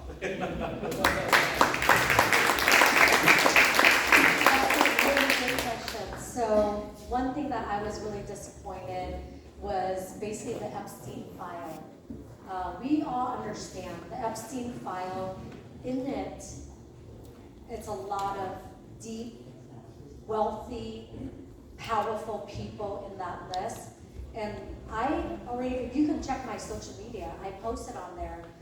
I go, the reason why they're not going to release it is because they need leverage. Leverage to vote the way they need you to vote in Congress and in the House or in the Senate. they're not going to release this. Because that's how they blackmail people to vote the way they want it and to push things through. And that's the only way. So with the Epstein file, I am completely a defender and advocate for any children who are being abused. We need to speak for them. We as adults, we have that power to do so, but those kids don't. We need to defend that because God called us for such a time as this to defend those who cannot defend themselves. And that's what we need to do. And those children, anyone molest them, anyone hurt them, anyone rape them, we need to speak out. And anyone who does it should be held to the highest consequences, prison time. You know, back in the day, when someone do that, you know what they do? They hung them. The same concept. Those people deserve the full consequences, the wrath of the law. If you hurt a child, you know it's coming for you. So that's what I stand for. So whoever it is, when it's fully released, if it ever does, every one of them on there should be held accountable. Every one of them. Republican and Democrats. Because it's unacceptable. This is what the Word of God says. Anyone who hurt a child, it's best for him to tie a rope around his neck, wipe the rock, and throw him in the midst of the sea. That is the punishment. Anyone who hurt a little child. And that's what I will stand on. Thank you. I would like to give both candidates the opportunity to give a 3-minute conclusion and make their case to our audience. Just because let Chuck go first. All right, thank you so much. I say this for the closing instead of the intro, just to let you know just a little bit about me. I think you've heard a lot of my political side, but on my personal side, you know, my family fled Vietnam with the fall of Saigon. My family and we left because, you know, we didn't leave the Communist Party. My dad, my mom, we lived in a house of 9 people, and then we were put into a small little closet when the Communist Party took over, because they took over our house, and they started feeding us dog food. And so my dad said, hey, we're not going to stay here, we're going to leave, we're going to get the heck out of here, right? Because dog food is not something that we would feed human beings. This is what the Communist Party is about. So in fleeing, you know, there was 7 kids and my parents, and we went towards the boat, and my dad needed some boat captains back in the day. And so we were lucky enough to actually be able to go to a boat. And the captain said, well, you can't bring that 1-year-old kid because he's going to cry, he's going to give up our location. And, you know, all of us families here are sneaking out, and in the cover of darkness, if that kid cries and gives up a location, we're going to have to slit his throat, throw him overboard. Right? So my mom said, hey, well, you know, he's my child, and we're going to do it anyways. We're going to risk our lives to make sure that we get to America. Well, if you want to know how much I believe in American values, I'll tell you right now. That 1-year-old kid is standing in front of you right now, running for Congress today.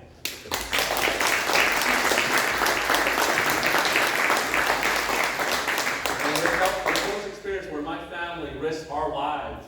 We could have went to any other country when we were in camp. We floated on the waters. And this is a story that's not unique to any Vietnamese refugee. I just want to say that right now. But this is why the Vietnamese community is so vested in America and American values. And that's why we're so conservative, because we've seen what the Communist Party can do to our people and our country. Yes. And so, and then, you know, we could have went to any country whatsoever. We could have went to Norway. My auntie went to Norway with their family. But my dad said, we're staying here until we can get sponsored to America. Because he knew that if we can make it to America, we can be Americans. We can go to any other country, but they'll never see us as their people. You can go to Japan, you can't be Japanese, right? This is something Ronald Reagan said a while ago, and it really touched me. You go to China, you can't be Chinese, but you can go to America, you can be American. And that's why my dad waited, and we immigrated here legally, got sponsored here legally, with our whole family, we made it here. And in doing so, I wanted to serve and give back to this. I'm the youngest of 7. You know, if I didn't do it, then I'm like, hey, who will? So all my life I wanted to serve. I wanted to be a police officer because I watched Chips. Who watched Chips? Right? Yeah. I love that show, and I still watch it. Even the remake wasn't as good. But I watched it. I wanted to become a police officer because I saw where my life wanted to go. But I joined, you know, I entered UCLA. I majored in biochemistry. My parents wanted me to go down the path of pre-med and also make sure that we had a doctor in the house. right? But I really felt like I wanted to serve, and that's why I did what I did. I decided when I was done with school at UCLA, I'm sorry for you at USC fans, you know, I decided to join the police force, and I wanted to serve. And then from there, I felt that I couldn't do as much as I wanted to do, and that's why I became a council member, and that's why I became a mayor. And now, out of retirement, I left retirement to serve you folks, to make sure that we have the best representation out there, because I lived a life of service, and that's what I continue to do, and that's what I want to do. And why am I here, and why am I a Republican? I'll tell you this. I lived and grew up with the values that my parents taught me. And I tell people all the time, I really believe that men are men, women are women. No matter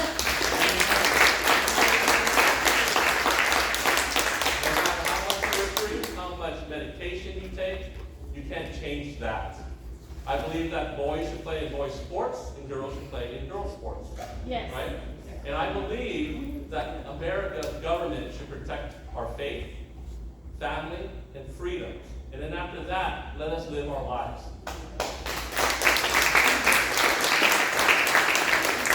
I believe that immigration is what makes our country great. Lots of us here are immigrants from other countries, but we can't break the laws the first thing we do to enter America and then ask the American people to accept you. You have to enter America legally and then go by all the rules like we all did, and then you then can be Americans. We have to force people to do that. And when I say that these are my values and my beliefs, and I say this, and they so happen to align with the Republican Party. I say that because it's very important. It's not because I just blindly love the Republican Party. I love my values, I love what my parents taught me, and it so happens it aligns with the Republican Party, and that's why I'm a Republican. That's why I'm here, to maintain those values and make sure that we always preserve the American values for our next generation, for my kids and your grandkids, because I am really concerned that these values are being attacked today. So thank you very much for your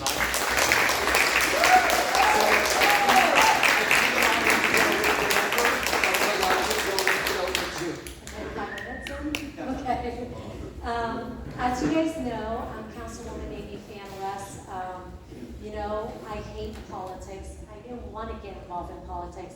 I got my degree in teaching at Cal State University of Long Beach. Then I went into banking, helping with VIEN and whatnot. In 2018, when they sexualize our children in public school, I was like, this is insanity. And then we bused parents up to Sacramento to talk to the school board, the Board of Education up there, and we said, we went one after another. There were, we said, you know what, the best thing you guys can do is to educate our children so they can compete with the world. It is our job with, the sex stuff. We can talk as parents, but your job is to teach our children so they can compete. Those elected officials look at us and they say, you guys are uneducated. And I'm like, oh my gosh. That's when I knew they were so drunk with power. And I say, I'm jumping in. I'm jumping in because we need a seat at the table. So that's when I threw my name in the hat. First, I didn't know how to do it, right? So there was a pop-up saying, hey, come to this meeting to meet your mayor and council. So I came to Chick-fil-A. I didn't know who was my mayor, who's my council, who's my elected official. That's most of America. We don't know who our elected officials are. So then the, Chick-fil-A person, manager points out, and I go, hey, thank you so much for coming on this weekend to talk to the constituent. I appreciate you. I want to run for office. How can I get involved? What can I do? He said, this is Huntington Beach Mayor and Council. Let me introduce you to Westminster.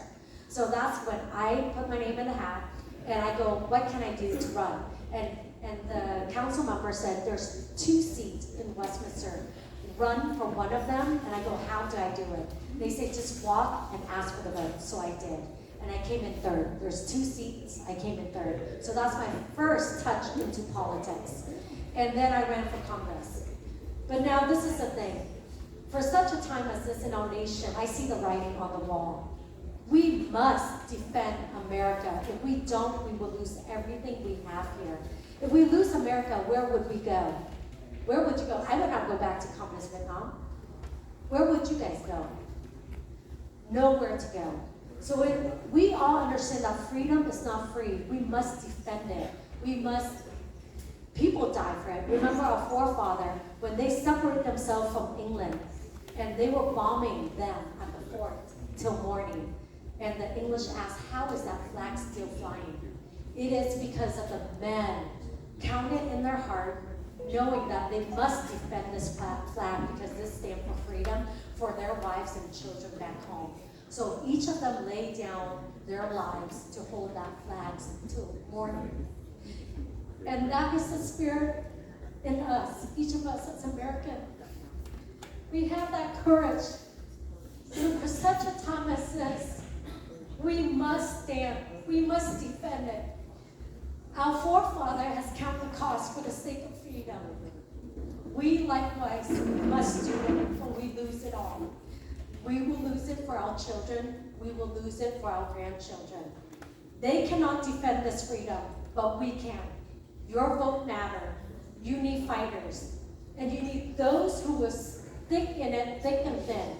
For me, the mistreating of the court system, the justice, but not only that, the people who try to come against me to destroy me. I know many of you guys, that have happened to you guys, the injustice of it. I'm here to defend that and make it right for we the people. And I would be honored to get your vote and support because it's important for those who understand what have happened to them. They can only defend it when they get there. So let me be your voice in this June election to fight for you, your family, and your way of life. And we must do that. That's the only way to do it. And for me, I'm not afraid of my life, and I know that because I told my kids too. Even though all this attack on me, they say, Mom, why are you in politics? I told them, because if I don't fight for you, who would? Who would fight for you? I have to pay that way for you so you can pay for your children. And I must do it. Even though all this attack, because we must do it.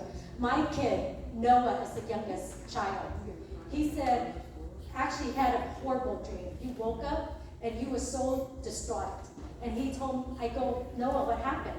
And he said, Mom, I can't tell you. So finally the next day he fessed up and said, okay, Mom, I'll tell you what happened. He go, Mom, I had a dream that someone shot you, someone killed you. And I go, Noah, I'm happy that was just only a dream. I'm still alive here. No one can take my life until the Lord said, your time is done. In the meantime, Mom will continue to fight for you, the children, and I will continue to fight. And the thing is that, if I do die, you know where Mom will be, right? I will be in heaven. And not only that, I'll watch over you, but I'll take care of your guinea pigs when I get there. So they're all laughing. And I go, you know what, to see the light of it, I mean, they have to grow up so fast because all the attack on me. I don't wish that on my kids, but because of our nation and the system that's in it, we need those who are bold and courageous to stand their ground for the people. And that's what I'm willing to do. I'm not afraid of my life because I almost died when I had my first son, Micah. In the shower, I feel like I'm going to give way. And my husband was about to go to work, and I call out his name. I go, Jeremy, help me. That's all I remember.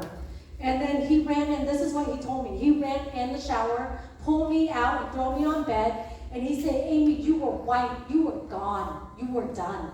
And so all I remember at that time was, I don't know where I was, but I was full, completely full of happiness, joy, peace, and comfort, and it was timeless. And I told my kids, that is where I'm going to be. That's why I have this courageous and this fight that cannot die out. And I know the enemy hates me for it, but that incident have allowed me to be bold and courageous. Well, thank you so much. I ask that God bless you today. And God bless you.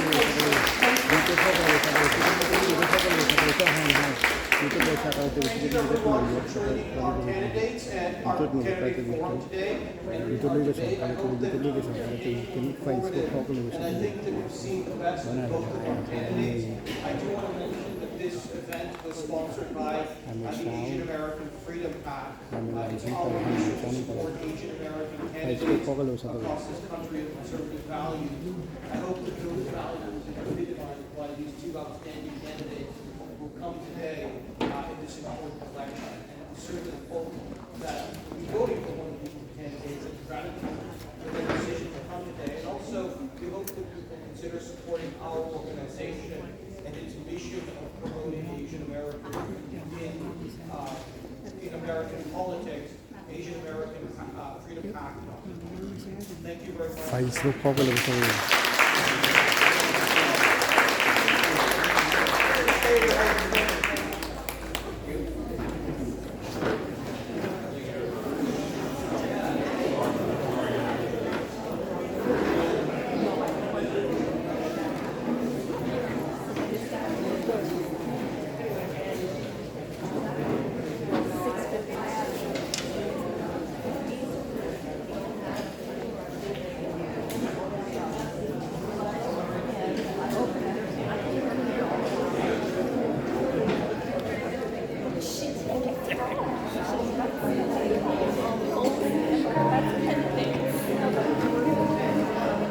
có cái link sao vậy?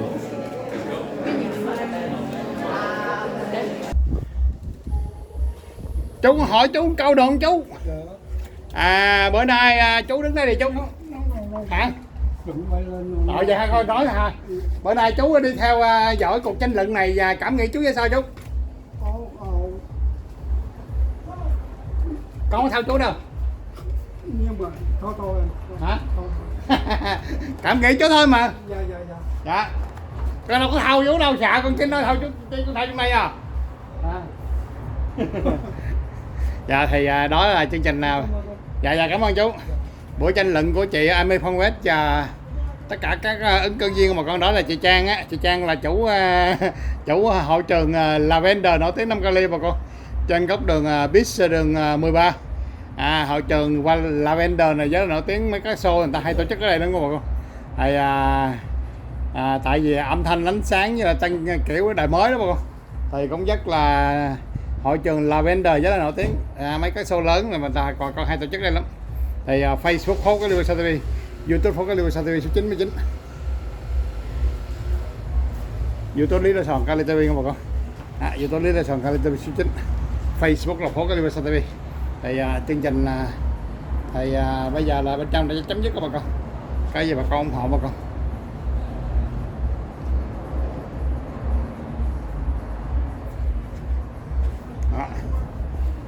Tóm lại là đó là chị Trang đó bà con. Chị Trang là chủ Lavender, hội trường Lavender bà con. Rồi để em vô trong chút xíu nha.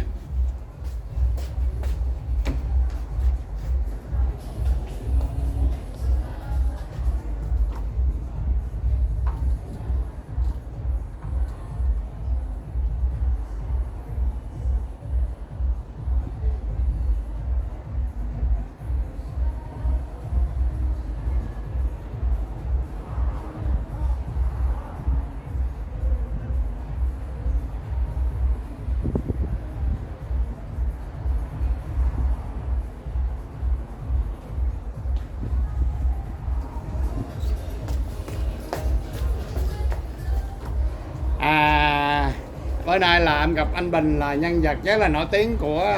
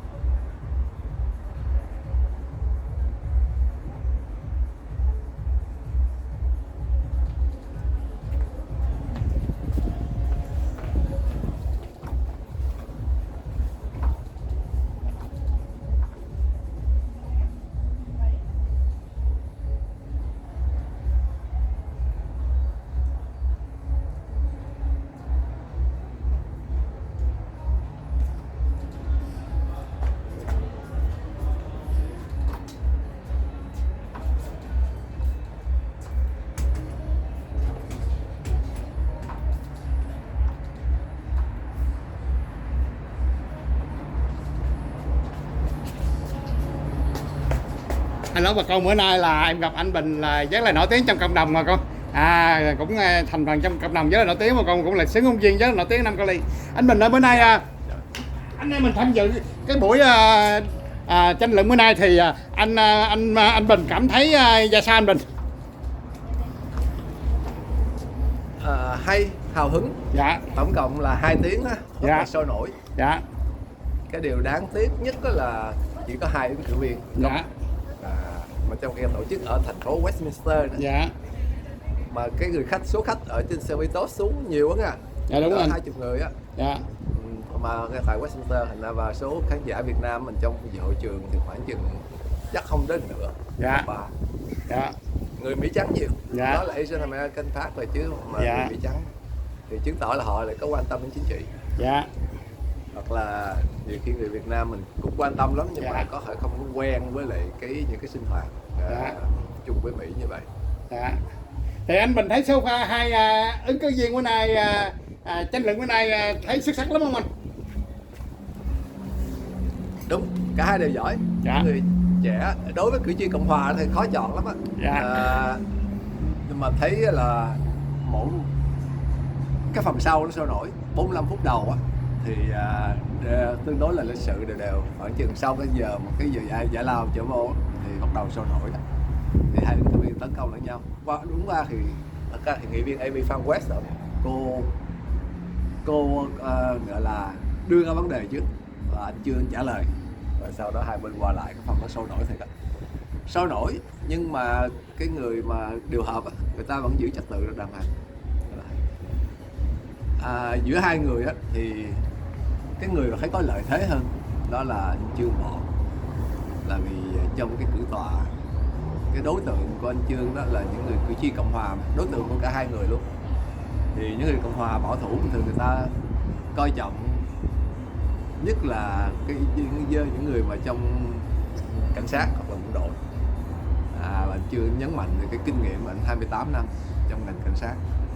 Đối với người Mỹ thì đó cũng như là giống như là cái thành tích đi ở ngoài chiến trận mà. Người ta không có chiến tranh hàng ngày nhưng mà cảnh sát đó người ta đã là không thua những người lính. Nên anh chưa nhấn mạnh về chuyện đó, về chuyện service trong hành động. Anh Bình về tin tức anh Bình rất là nổi tiếng ở Nam Cali, trên nhiều đài TV rất là nổi tiếng, mà anh Bình bây giờ theo như cảm nghĩ của anh thì anh 4 nhân vật anh sẽ chọn nhân vật nào? Theo cảm nghĩ của anh. Đó là cái quyết định của những cử tri Cộng hòa. Thì tối nay á, trong số cử tri Cộng hòa mà đến đây dự mà nếu những người mà coi trên khán giả nghĩ là anh Trương có lợi thế hơn. Nhận xét rất là khách quan. Anh lợi thế hơn là vì cái thành tích trong quá khứ, cái cách trình bày của anh Trương nó bình tĩnh hơn, và như một vài người khán giả mà độc lập không có thuộc cái nhóm trong một trong hai phái đoàn để ủng hộ, người ta cũng có nhận xét là giữa hai người á, nếu mà phải chọn một người để gửi đi Washington để mà đấu với những chính trị gia khác của Washington thì họ cảm thấy chưa là những người mà sẵn sàng hơn. Vì mấy lý do mà họ đưa ra, thứ nhất là về tuổi. Ở cái điểm này như là nhất là bên phía Cộng hòa nó họ vẫn thích cái người mà đứng tuổi hơn, không có quá cao tuổi nhưng mà đứng tuổi đủ để về ngoại hình. Đã công nhận anh Trương ảnh là một người mũi con như là Mỹ. Và thứ ba nữa cái là mà chính ứng cử viên Trương Bỏ, ông cũng nhắc lại ông có 28 năm kinh nghiệm trong ngành cảnh sát, mà không phải là một cảnh sát bình thường mà như ông có nói trong cái tiểu sử của ông là sau khi tốt nghiệp ở UCLA rồi có thể đi lên làm kỹ sư, bác sĩ, luật sư, ông lại chọn ngành cảnh sát. Đối với người Mỹ mà nhất là những người Mỹ bảo thủ trong đảng Cộng hòa, cử tri Cộng hòa, thì cái đó giống như là hy sinh đi ra ngoài chiến trường rồi. Cái khẩu hiệu cảnh sát là mỗi ngày tôi đi ra đường tôi không biết tối đến tôi có về với vợ con được không. Đó, thành ra với họ coi trọng người cảnh sát lắm. Chưa biết chuyện đó. Đó là lý do ông phải tranh cử. Không biết cảm ơn Bình, thật là không biết là Jimmy có hỏi anh ông, nhưng mà cái thiệt thòi của hai ứng cử viên kia không có mặt ngày hôm nay như thế nào, anh có thể chia sẻ và mời anh trả lời cái câu hỏi đó. Đối với công cử tọa này đó và cái tổ chức mà Asian American Park mà mình hỏi ý kiến trong vòng á, thì cái chuyện mà hai người ứng cử viên kia không tham dự là kể như sẽ mất cái sự ủng hộ của họ. Sau cái buổi này thì họ sẽ họp với nhau lại, và thay vì ông chủ tịch của cái park á, họ sẽ họp với nhau lại thì để họ quyết định có ủng hộ cho ứng cử viên nào. Anh biết câu chuyện này.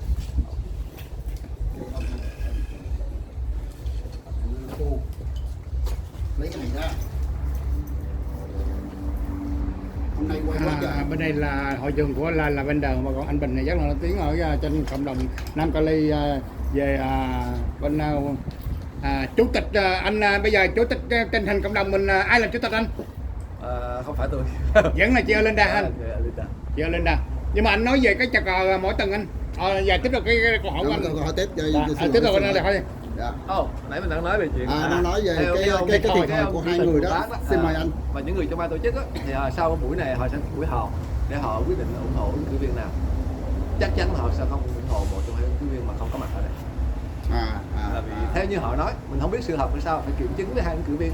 Theo những cái người điều hợp nói là cả hai người kia đều được mời, nhưng mà đến giờ chót thì lại hủy. Chỉ có hai cái thế thôi không? Còn hai cái kia họ cất vô, cất vào. Không ủng hộ. Kiểm chứng với hai ứng cử viên kia, nhưng mà nếu mà điều đó đúng sự thật đấy, hoặc là theo như ban tổ chức họ nghĩ như vậy, thì đương nhiên là nó đối với họ thì nó là một cái sự ảnh hưởng đến uy tín của họ. Mình đối với anh Bình, xin lỗi anh Bình, đối với anh Bình thì lý do gì mà họ không tới đây? Cả hai. Theo như các hai ứng viên nói thì là họ có những một cái event khác trong cái thời khóa biểu trong cái giờ này, cho nên không có thể bỏ cái khác được. Thì mình không biết cái khác kia là cái gì. Nhưng mà riêng đối với cử tọa ở đây thì mà chưa được nghe câu trả lời rõ từ hai ứng cử viên đó, thì đương nhiên trong đầu họ vẫn nghĩ là hai ứng cử viên kia, một là coi thường ban tổ chức, hoặc là không thích tham dự tranh luận, hoặc là nghĩ là tranh luận nó không ích lợi với mình, không thích hợp trong cái format này chẳng hạn. Được biết cái người moderator này là cũng là từ đài Fox News ra, cũng có để ở dưới cái bản thì là anh chàng là thấy là làm phía sau của Fox News đó, thì nó cũng là nó vào dòng chánh của tin tức. Thì Michael cũng hỏi anh đấy là không có một đài, anh là trong lĩnh vực truyền thông ở Nam Cali rồi, anh Bình thưa anh, tại sao không có một tất cả những cái đài TV Việt Nam mình ở đây mà hơn là nhà báo? Không thấy, Michael không thấy. Hồi nãy mình quên hỏi ban tổ chức là có thông báo sớm với lại các đài hay không? Tại vì những đài Việt Nam mình ở đây phương tiện nhân sự eo hẹp, muốn người ta đến một buổi tối thứ bảy thì phải thông báo sớm luôn. Đôi khi một đài chỉ có một phóng viên thôi lo về chuyện những cái sinh hoạt này, mà nếu phóng viên nó lỡ tối nay, thường tối thứ bảy có nhiều mục lắm, đủ thứ tiệc tùng mọi nơi, mà lỡ người ta đã đi nhận lời với chỗ khác rồi. Thì ví dụ như có một vài nhà báo mà tôi có quen, mình có liên lạc, nó thông báo thì một là họ mới nhận tin mấy ngày hôm trước, thành ra họ không kịp sắp xếp được. Hai đó là họ biết nhưng mà buổi tối một số nhà báo lớn tuổi lại không có đi khuya. Hồi nãy em có thấy nhà báo Tấn Lạc là tụi em mời đến đó. Ông giờ là ông về là former cụ nhà báo Nguyễn Tấn Lạc đó. Và một yếu tố nữa nó về kỹ thuật thôi, là những cái event này thì những phóng viên trẻ phải đi. Chứ người phóng viên lớn tuổi thì chỉ cover những event mà nói tiếng Việt. Những phóng viên trẻ phải đi, cho nên cần phải reserve trước cái người phóng viên. Có hai nhà báo này cũng nào cũng sẵn sàng. Nhà báo Jimmy này là em mới lớn lên rồi, mới lớn lên rồi. Em là cũng thành viên hội truyền thông Việt Mỹ rồi, qua ma thôi. Nhưng mà báo Jimmy là mỗi ngày tin tức nóng bỏng, livestream là 4 cái điện thoại. Appreciate cái này nha. Tại vì cái hình thức tranh luận này nó mới đối với người Việt Nam. Người Việt Nam mình hoặc là ngồi đến vô mặc áo thụng vái nhau, khen hết nhau hết mình. Hai là nếu mà bắt đầu ý kiến họ không gặp nhau nữa, hoặc là người ngồi đầu bàn, người ngồi cuối phòng. Nhưng mà đối với văn hóa chính trị của Mỹ phải có những cái buổi như vậy, debate, phải tranh luận. Và phải cho người ta nhìn thấy cái sự khác nhau giữa hai người. Tại vì nếu mà chỉ nhìn cái quảng cáo của hai người thì cả hai người đều là hai ứng cử viên Cộng hòa, bảo thủ, đều chủ trương là giảm thuế, chủ trương là kiểm tra chống tội phạm, kiểm soát biên giới, giống y hệt nhau. Nếu mình lên website mình coi, nếu mình không đến đây mình dự, mình thấy được cái sự khác biệt giữa quan điểm, hoặc là cái cá tính, hoặc là cái cách mà họ trình bày.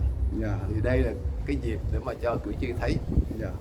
Mà Michael thắc mắc nha, ngay tại trung Little Sài Gòn là Lavender này nằm địa chỉ là Westminster, mà tại sao người cư dân Việt Nam mình không đi nhiều?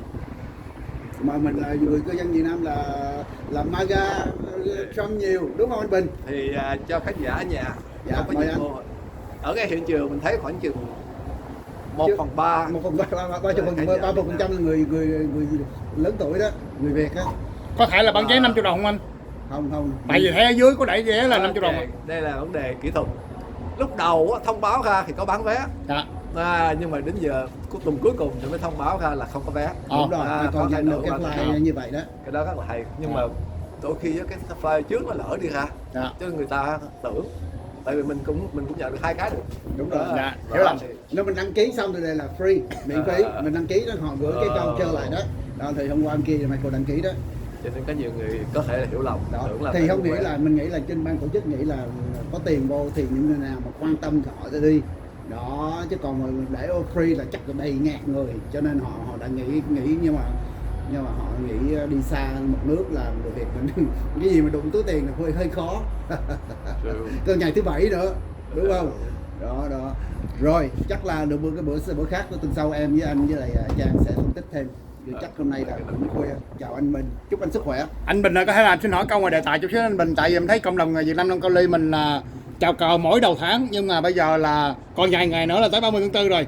Thì cộng đồng Việt Nam Nam Cali mình có dự định có tổ chức chào cờ, đây là anh Michael bà con. Cộng đồng Việt Nam Nam Cali mình có dự định tổ chức cái bằng là chào cờ đầu tháng này hoành tráng anh. Ngày thứ cuối tháng nè, ngày 30 tháng 4 này đó thì sẽ cùng với nhau đi dự lễ do thành phố Westminster tổ chức lúc 10 giờ sáng. Đúng ngày, đó là cái lễ quốc khánh. Ngày Chủ nhật sau đó ngày Chủ nhật đầu tháng 5 thì cũng sẽ có cái buổi lễ chào cờ đặc biệt là 1 tháng 5 hơn. Ngày 3 tháng 5. 3 tháng 5. Chủ nhật. Vẫn chào cờ. Là của cộng đồng mình tổ chức đó. Đó là buổi chào cờ đầu tháng. Nhưng nó đặc biệt là nó đầu tháng sau cái ngày quốc khánh. Mấy giờ anh hả? 12 giờ. Là mỗi tháng mình được chào cờ hay sao? Mỗi tháng. Rồi, cảm ơn anh Bình rất nhiều, chúc anh một đêm vui vẻ. Bye Jimmy. Bye, cảm ơn. Anh Bình hỏi câu đó lên. Tại vì bây giờ ngày này mà 50 năm về trước á, anh Bình đang ở đâu, đang làm gì? Bữa nay là 25 tháng 4. Wow, 50 năm trước. Tức là tháng 4 của năm 76. 75 á. 75 là 51 năm rồi. 51 năm rồi Còn nhớ như in nha. Nhớ thì dán đi anh. Vào tối ngày 29 nè. Đang ngồi trước cửa nhà. Nhìn trực thăng. Nhìn trực thăng. Năm đó tôi 7 tuổi. Anh 7 tuổi. Với một đám con nít trong xóm ngồi sân nhà. Ngồi nhìn trực thăng, và chiều ngày 29 trực thăng nó bay đi. Nó cứ khoảng chừng 5 phút là mình thấy một chiếc trực thăng. Lúc đó anh ở đâu anh? Sài Gòn. Sài Gòn. Nhiều trực thăng bay quá hả? Với một buổi chiều đó cho đến tối luôn. Đó là cái chiến dịch mà gọi là VIEN á. Nó cứ bay đưa ra biển, bay đến tòa đại sứ bóc người đưa ra biển, mình ngồi mình nhìn lên. Không có khái niệm gì hết, chỉ thấy trực thăng hay thôi, biết là trực thăng đi ra biển. Khuya đến là nghe láng phá là trực thăng tới đi Mỹ á. Thì ở nhà lúc đó cũng chuẩn bị mỗi đứa nhỏ một túi đồ, chuẩn bị cấp tố đó có đi không. Nhưng mà rồi vì hoàn cảnh gia đình, chuyện gia đình, chuyện bà con, rồi đủ mọi thứ, thành ra cuộc nó không đi. Thì ngày hôm sau ở lại. Và lúc mà trưa ngày 30 tháng 4 thì ngay đúng cái giờ đầu hàng, lúc đó là đang nằm bên nhà hàng xóm ở dưới gầm giường. Tại vì trong xóm tôi pháo kích, hai bên đụng nhau ở cầu Thị Ngàn, đụng chút xíu rồi nhưng mà pháo lớn, thì một đám nhỏ mới chạy qua hàng xóm, chui xuống dưới gầm giường. Tại vì nhà hàng xóm có bê tông sắt làm bánh đạn đó. Lúc mà nghe nói chiến tranh chấm dứt rồi, ngay lúc đó thì mình thấy mừng lắm, tại vì nó thoát nạn, để người chạy ra. Và đó là kỷ niệm từ ngày trưa ngày 30 tháng 4 còn nhớ lúc giờ. 51 năm anh. Là còn mong mơ ước của anh là điều gì anh? 51 năm ở Mỹ anh. Sao tới bây giờ? Tại vì anh nổi tiếng quá. Mà anh ạ. Bất ngờ quá đó. Cái này để dành từ từ tâm sự sau. Có dành từ từ. Bây giờ em tuổi trẻ mới lớn lên, media mới lớn lên nè, em thấy anh nổi tiếng quá, anh có thể nào chia sẻ cho em một cái gì để em học hỏi kinh nghiệm anh đi.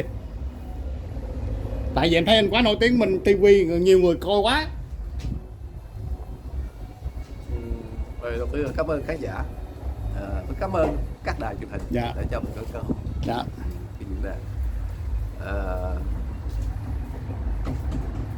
Và trong ngành truyền thông thì cái kinh nghiệm gì để chia sẻ. Chia sẻ cho em học hỏi, nói gót anh đi. Tôi học anh Jimmy nhiều. Không dám, em không dám. Okay. Dạ mời anh ạ. Cái là chỗ nào cũng có mặt. Dạ. Cái con đường xây dựng gọi là build cái số khán giả following nó không có dễ. Dạ. Đầu tiên là chỗ nào cũng có mặt. Dạ. Mỹ có thành ngữ là first step to success là mình show up. Dạ. Trong khi bao nhiêu nhà phóng viên khác có thể không có mặt. Dạ. Tôi thấy JB từ dạ. đâu là một dạ. sống. Dạ. Đó là cái mà tôi học hỏi. Dạ. Mỗi lần ra ngoài mà gặp mấy anh em thì làm cho mình cũng có cái cảm hứng. Dạ đúng anh. Thì các anh em mà đi quay hình đó, dạ. cực về cái này.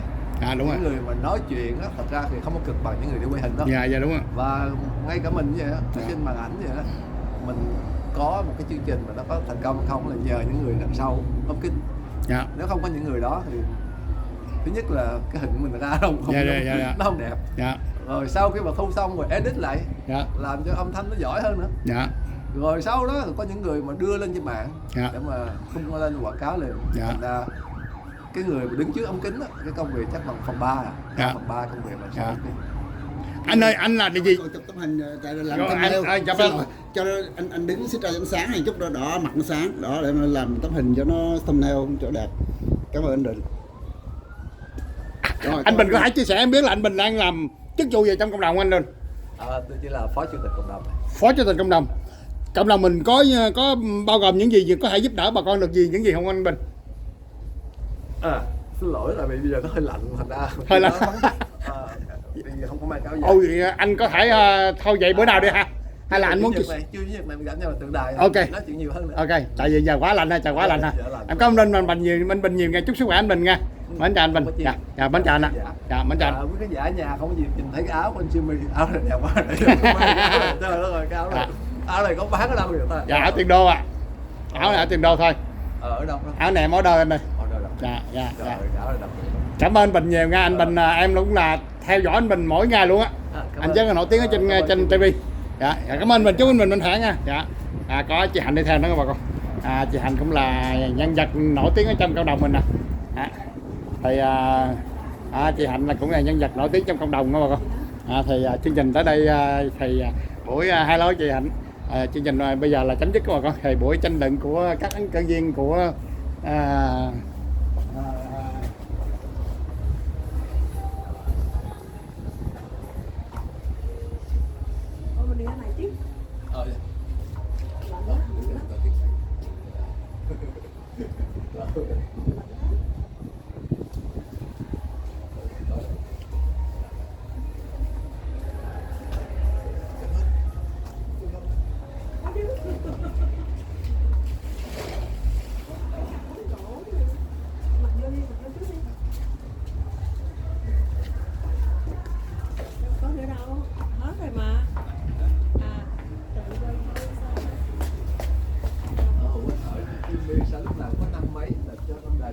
tại vì em trực tiếp hai cái YouTube trực tiếp cái Facebook, còn này em thâu từ etc, còn cái nọ nhiều khi em thâu cái clip đặc biệt đó anh, cái clip short, cái ngắn á, cái khúc ngắn á, còn cái thì em thâu từ etc. Cái này làm trực tiếp trên Facebook nè, này làm trực tiếp YouTube nè, em trực tiếp hai YouTube hai cái. Dạ, còn cái kia em thâu từ etc, còn cái nọ thì em thâu những cái khúc mà quan trọng đó. Dạ, hay là nếu mà em đi coi đại nhạc hội thì em thâu mỗi bài hát riêng lên. Dạ, dạ, ba anh chị nha. Dạ. Thì nói tóm lại đây là buổi debate ở trên Nam Cali, và con nhắc đến là bên này chỉ có 2 ứng cử viên thôi, đã lẽ là 4 ứng cử viên rồi, nhưng mà bên này anh Charlie Nguyễn Minh Chí không có dán mặt, là anh chú Thơm Võ thì còn không dán mặt luôn. Thì nói tóm lại chương trình em ta chấm dứt, có gì bà con ủng hộ bà con. Facebook Phố Lưu TV, YouTube Phố Lưu TV số 99. Thì đó là chương trình ở Nam Cali nha bà con, do hội Asian American Freedom Park Prison. Thì thôi cảm ơn bà con, chúc bà con mình khỏe nha. Chúc bà con mình khỏe, cảm ơn hết bà con ủng hộ em. Facebook Phố Lưu TV, YouTube Phố Lưu TV số 99, YouTube Phố Lưu TV số 22, YouTube Bô Sa Cali TV số 9, YouTube Người Việt Cali TV, YouTube Người Việt Cali TV 9, Facebook Phố Lưu TV. Rồi chương trình em chấm dứt, bà con cảm ơn hết mạnh thường quân đã tài trợ của bên này. Cảm ơn anh đi và chị để lên của em tôi xin nhiều tài trợ của bên này. Cảm ơn Kevin Trần Khôi Đức mình chắc xin là đi sai nhiều tài trợ của bên này. Cảm ơn chị Mai Lê Tìm Nhàn Mai Lê vô nhiều tài trợ của bên này. Cảm ơn Quốc Thái và chị Hoa hậu Ngọc Hiền nhiều tài trợ con số này. Cảm ơn anh bác sĩ Chính Sơn Nguyễn Hữu Dũng và chị ca sĩ Mai Thanh Trúc nhiều tài trợ con số này. Cảm ơn Tony cô Sola USA nhiều tài trợ con số này. Cảm ơn bạn Facebook Thái Thiên Nga nhiều tài trợ của con số này. Cảm ơn anh Jimmy Tân nhiều giúp đỡ lâu này. Cảm ơn bạn chị Rose Hồng nhiều giúp đỡ lâu này. Cảm ơn chị ca sĩ Rose Nguyễn nhiều, mami ca sĩ Cát Linh nhiều tài trợ của con số này. Cảm ơn chị anh Tony cô Sola USA nhiều tài trợ của số này. Cảm ơn Hải Thám Trà Lucky nhiều tài trợ của số này. Cảm ơn anh Tony cô Sola USA nhiều tài trợ của số này. Cảm ơn hết bà con ông Phạm bà con. Facebook phố cái lưu TV, YouTube phố cái lưu TV 99, YouTube phố cái lưu TV số 22, Bộ Sa Kali TV số 9, người Việt Kali TV, người Việt Kali TV số 9, Facebook phố cái lưu TV. Thank you. Facebook phố cái lưu TV. Are you media? Yeah. Oh, do you have a card? I'm not into the. Oh, Yeah, what are you, Saigon TV? Yeah, Little Saigon Kali TV. Yeah. Little Saigon. Saigon TV. Oh, good. Yeah, Because I'm a communication director. Yeah. So I like put you on my media list. So when I send press release, Yeah. I will send to you. Yeah. Because I know Little Saigon TV, right? Yeah. And that my different. I'm a Little Saigon Kali TV. Oh, Little Saigon Cali TV. Yeah. Are you online? Can I get your? Yeah, I'm online. I'm live stream and live stream Facebook too. Oh, on Facebook, Yeah. Little Saigon Kali TV. Cali TV. Okay, Yeah. Little Saigon And Cali for TV. Calibosa TV 99. Oh, Cali Bolsa TV 99. Yeah. Okay. This is my Facebook. I'm live stream right now. Okay. Yeah. Yeah, I think I'm gonna remember this. Little Yeah. Saigon Cali TV. Yeah, Little yeah, Saigon yeah. Cali TV. Yeah, yeah. Thank you. Thank Yeah, have a you. nice day. Yeah, What's your bye-bye. name? Jimmy. Simi? Jimmy. Jimmy? Yeah. Okay. Hi, Jimmy. Yeah, I'm yeah. Joe. Yeah. How you feel today? Beautiful. I love what the Asian Pac did. I love what they did. I love the candidates. Everything was beautiful. The food was beautiful. Very nice. So how you feel about two people they not coming here today? I love them both. Amy Fan West is a friend of mine since 2000. No, I'm asking about Charlie Nguyễn Minh Trí and Tom Võ. How you feel about them? Oh, you mean Chi Win Yeah. and Charlie Nguyen. Oh well, I know Charlie Win. He's very nice. I work with him at VBS Television. Yeah. VBS Vietnamese Television. Yeah. And he's very nice. And the other gentleman, Tom Vo, I don't know him. I never met him before. So, is he a Vietnamese military? Yeah, I think. You think so? Yeah. But yeah, Charlie Win is very nice. I work with him and Van Tran at Vietnamese Television. I like them both very much. So, and these candidates are very good too. So, you have a good you have a good group. So how you going to vote on this election? Say that again. Which is the person you going to vote? Oh, I can't vote. I live in the city of Orange. I don't live in Westminster. Oh, this is my husband. He wants to go. But anyway, thank you so much. Thank you. And I'm going to watch your TV. Thank you. Have a nice day. I'll call you. I'll put you on my media list. Thank you. Dạ, thank you. Bye. Have a nice day. Dạ, bye bye. Bye. Dạ. Đó là chương trình em ta chấm dứt, và có gì bà con họ bà con. Facebook phố cái Liverpool TV bà con. YouTube phố cái Liverpool TV số 99, YouTube phố cái Liverpool TV số 22, YouTube Bosa Kali TV số 9 bà con. YouTube Leader Sòn Kali TV, YouTube Leader Sòn Kali TV số 9. Facebook phố cái Liverpool TV. Terry, you want to say something, Terry? Sure, I'll say What do you want to say? I'm still like you. What do you want to say? Why didn't Mayor Chief Charlie Wynn and Tom Vo show up tonight? That is the question that the voters should be asking. When a candidate shows you who they are, believe them. That's it. And I think Trump won tonight. Too Thank short. Thank you, have a nice day. Đó là Terry, cái cô này tới họp hội đồng mỗi hội đồng mỗi tuần bà con. Thì chương trình em tới đây chấm dứt, bà con gì bà con ủng hộ bà con. Facebook phố cái Liverpool TV bà con.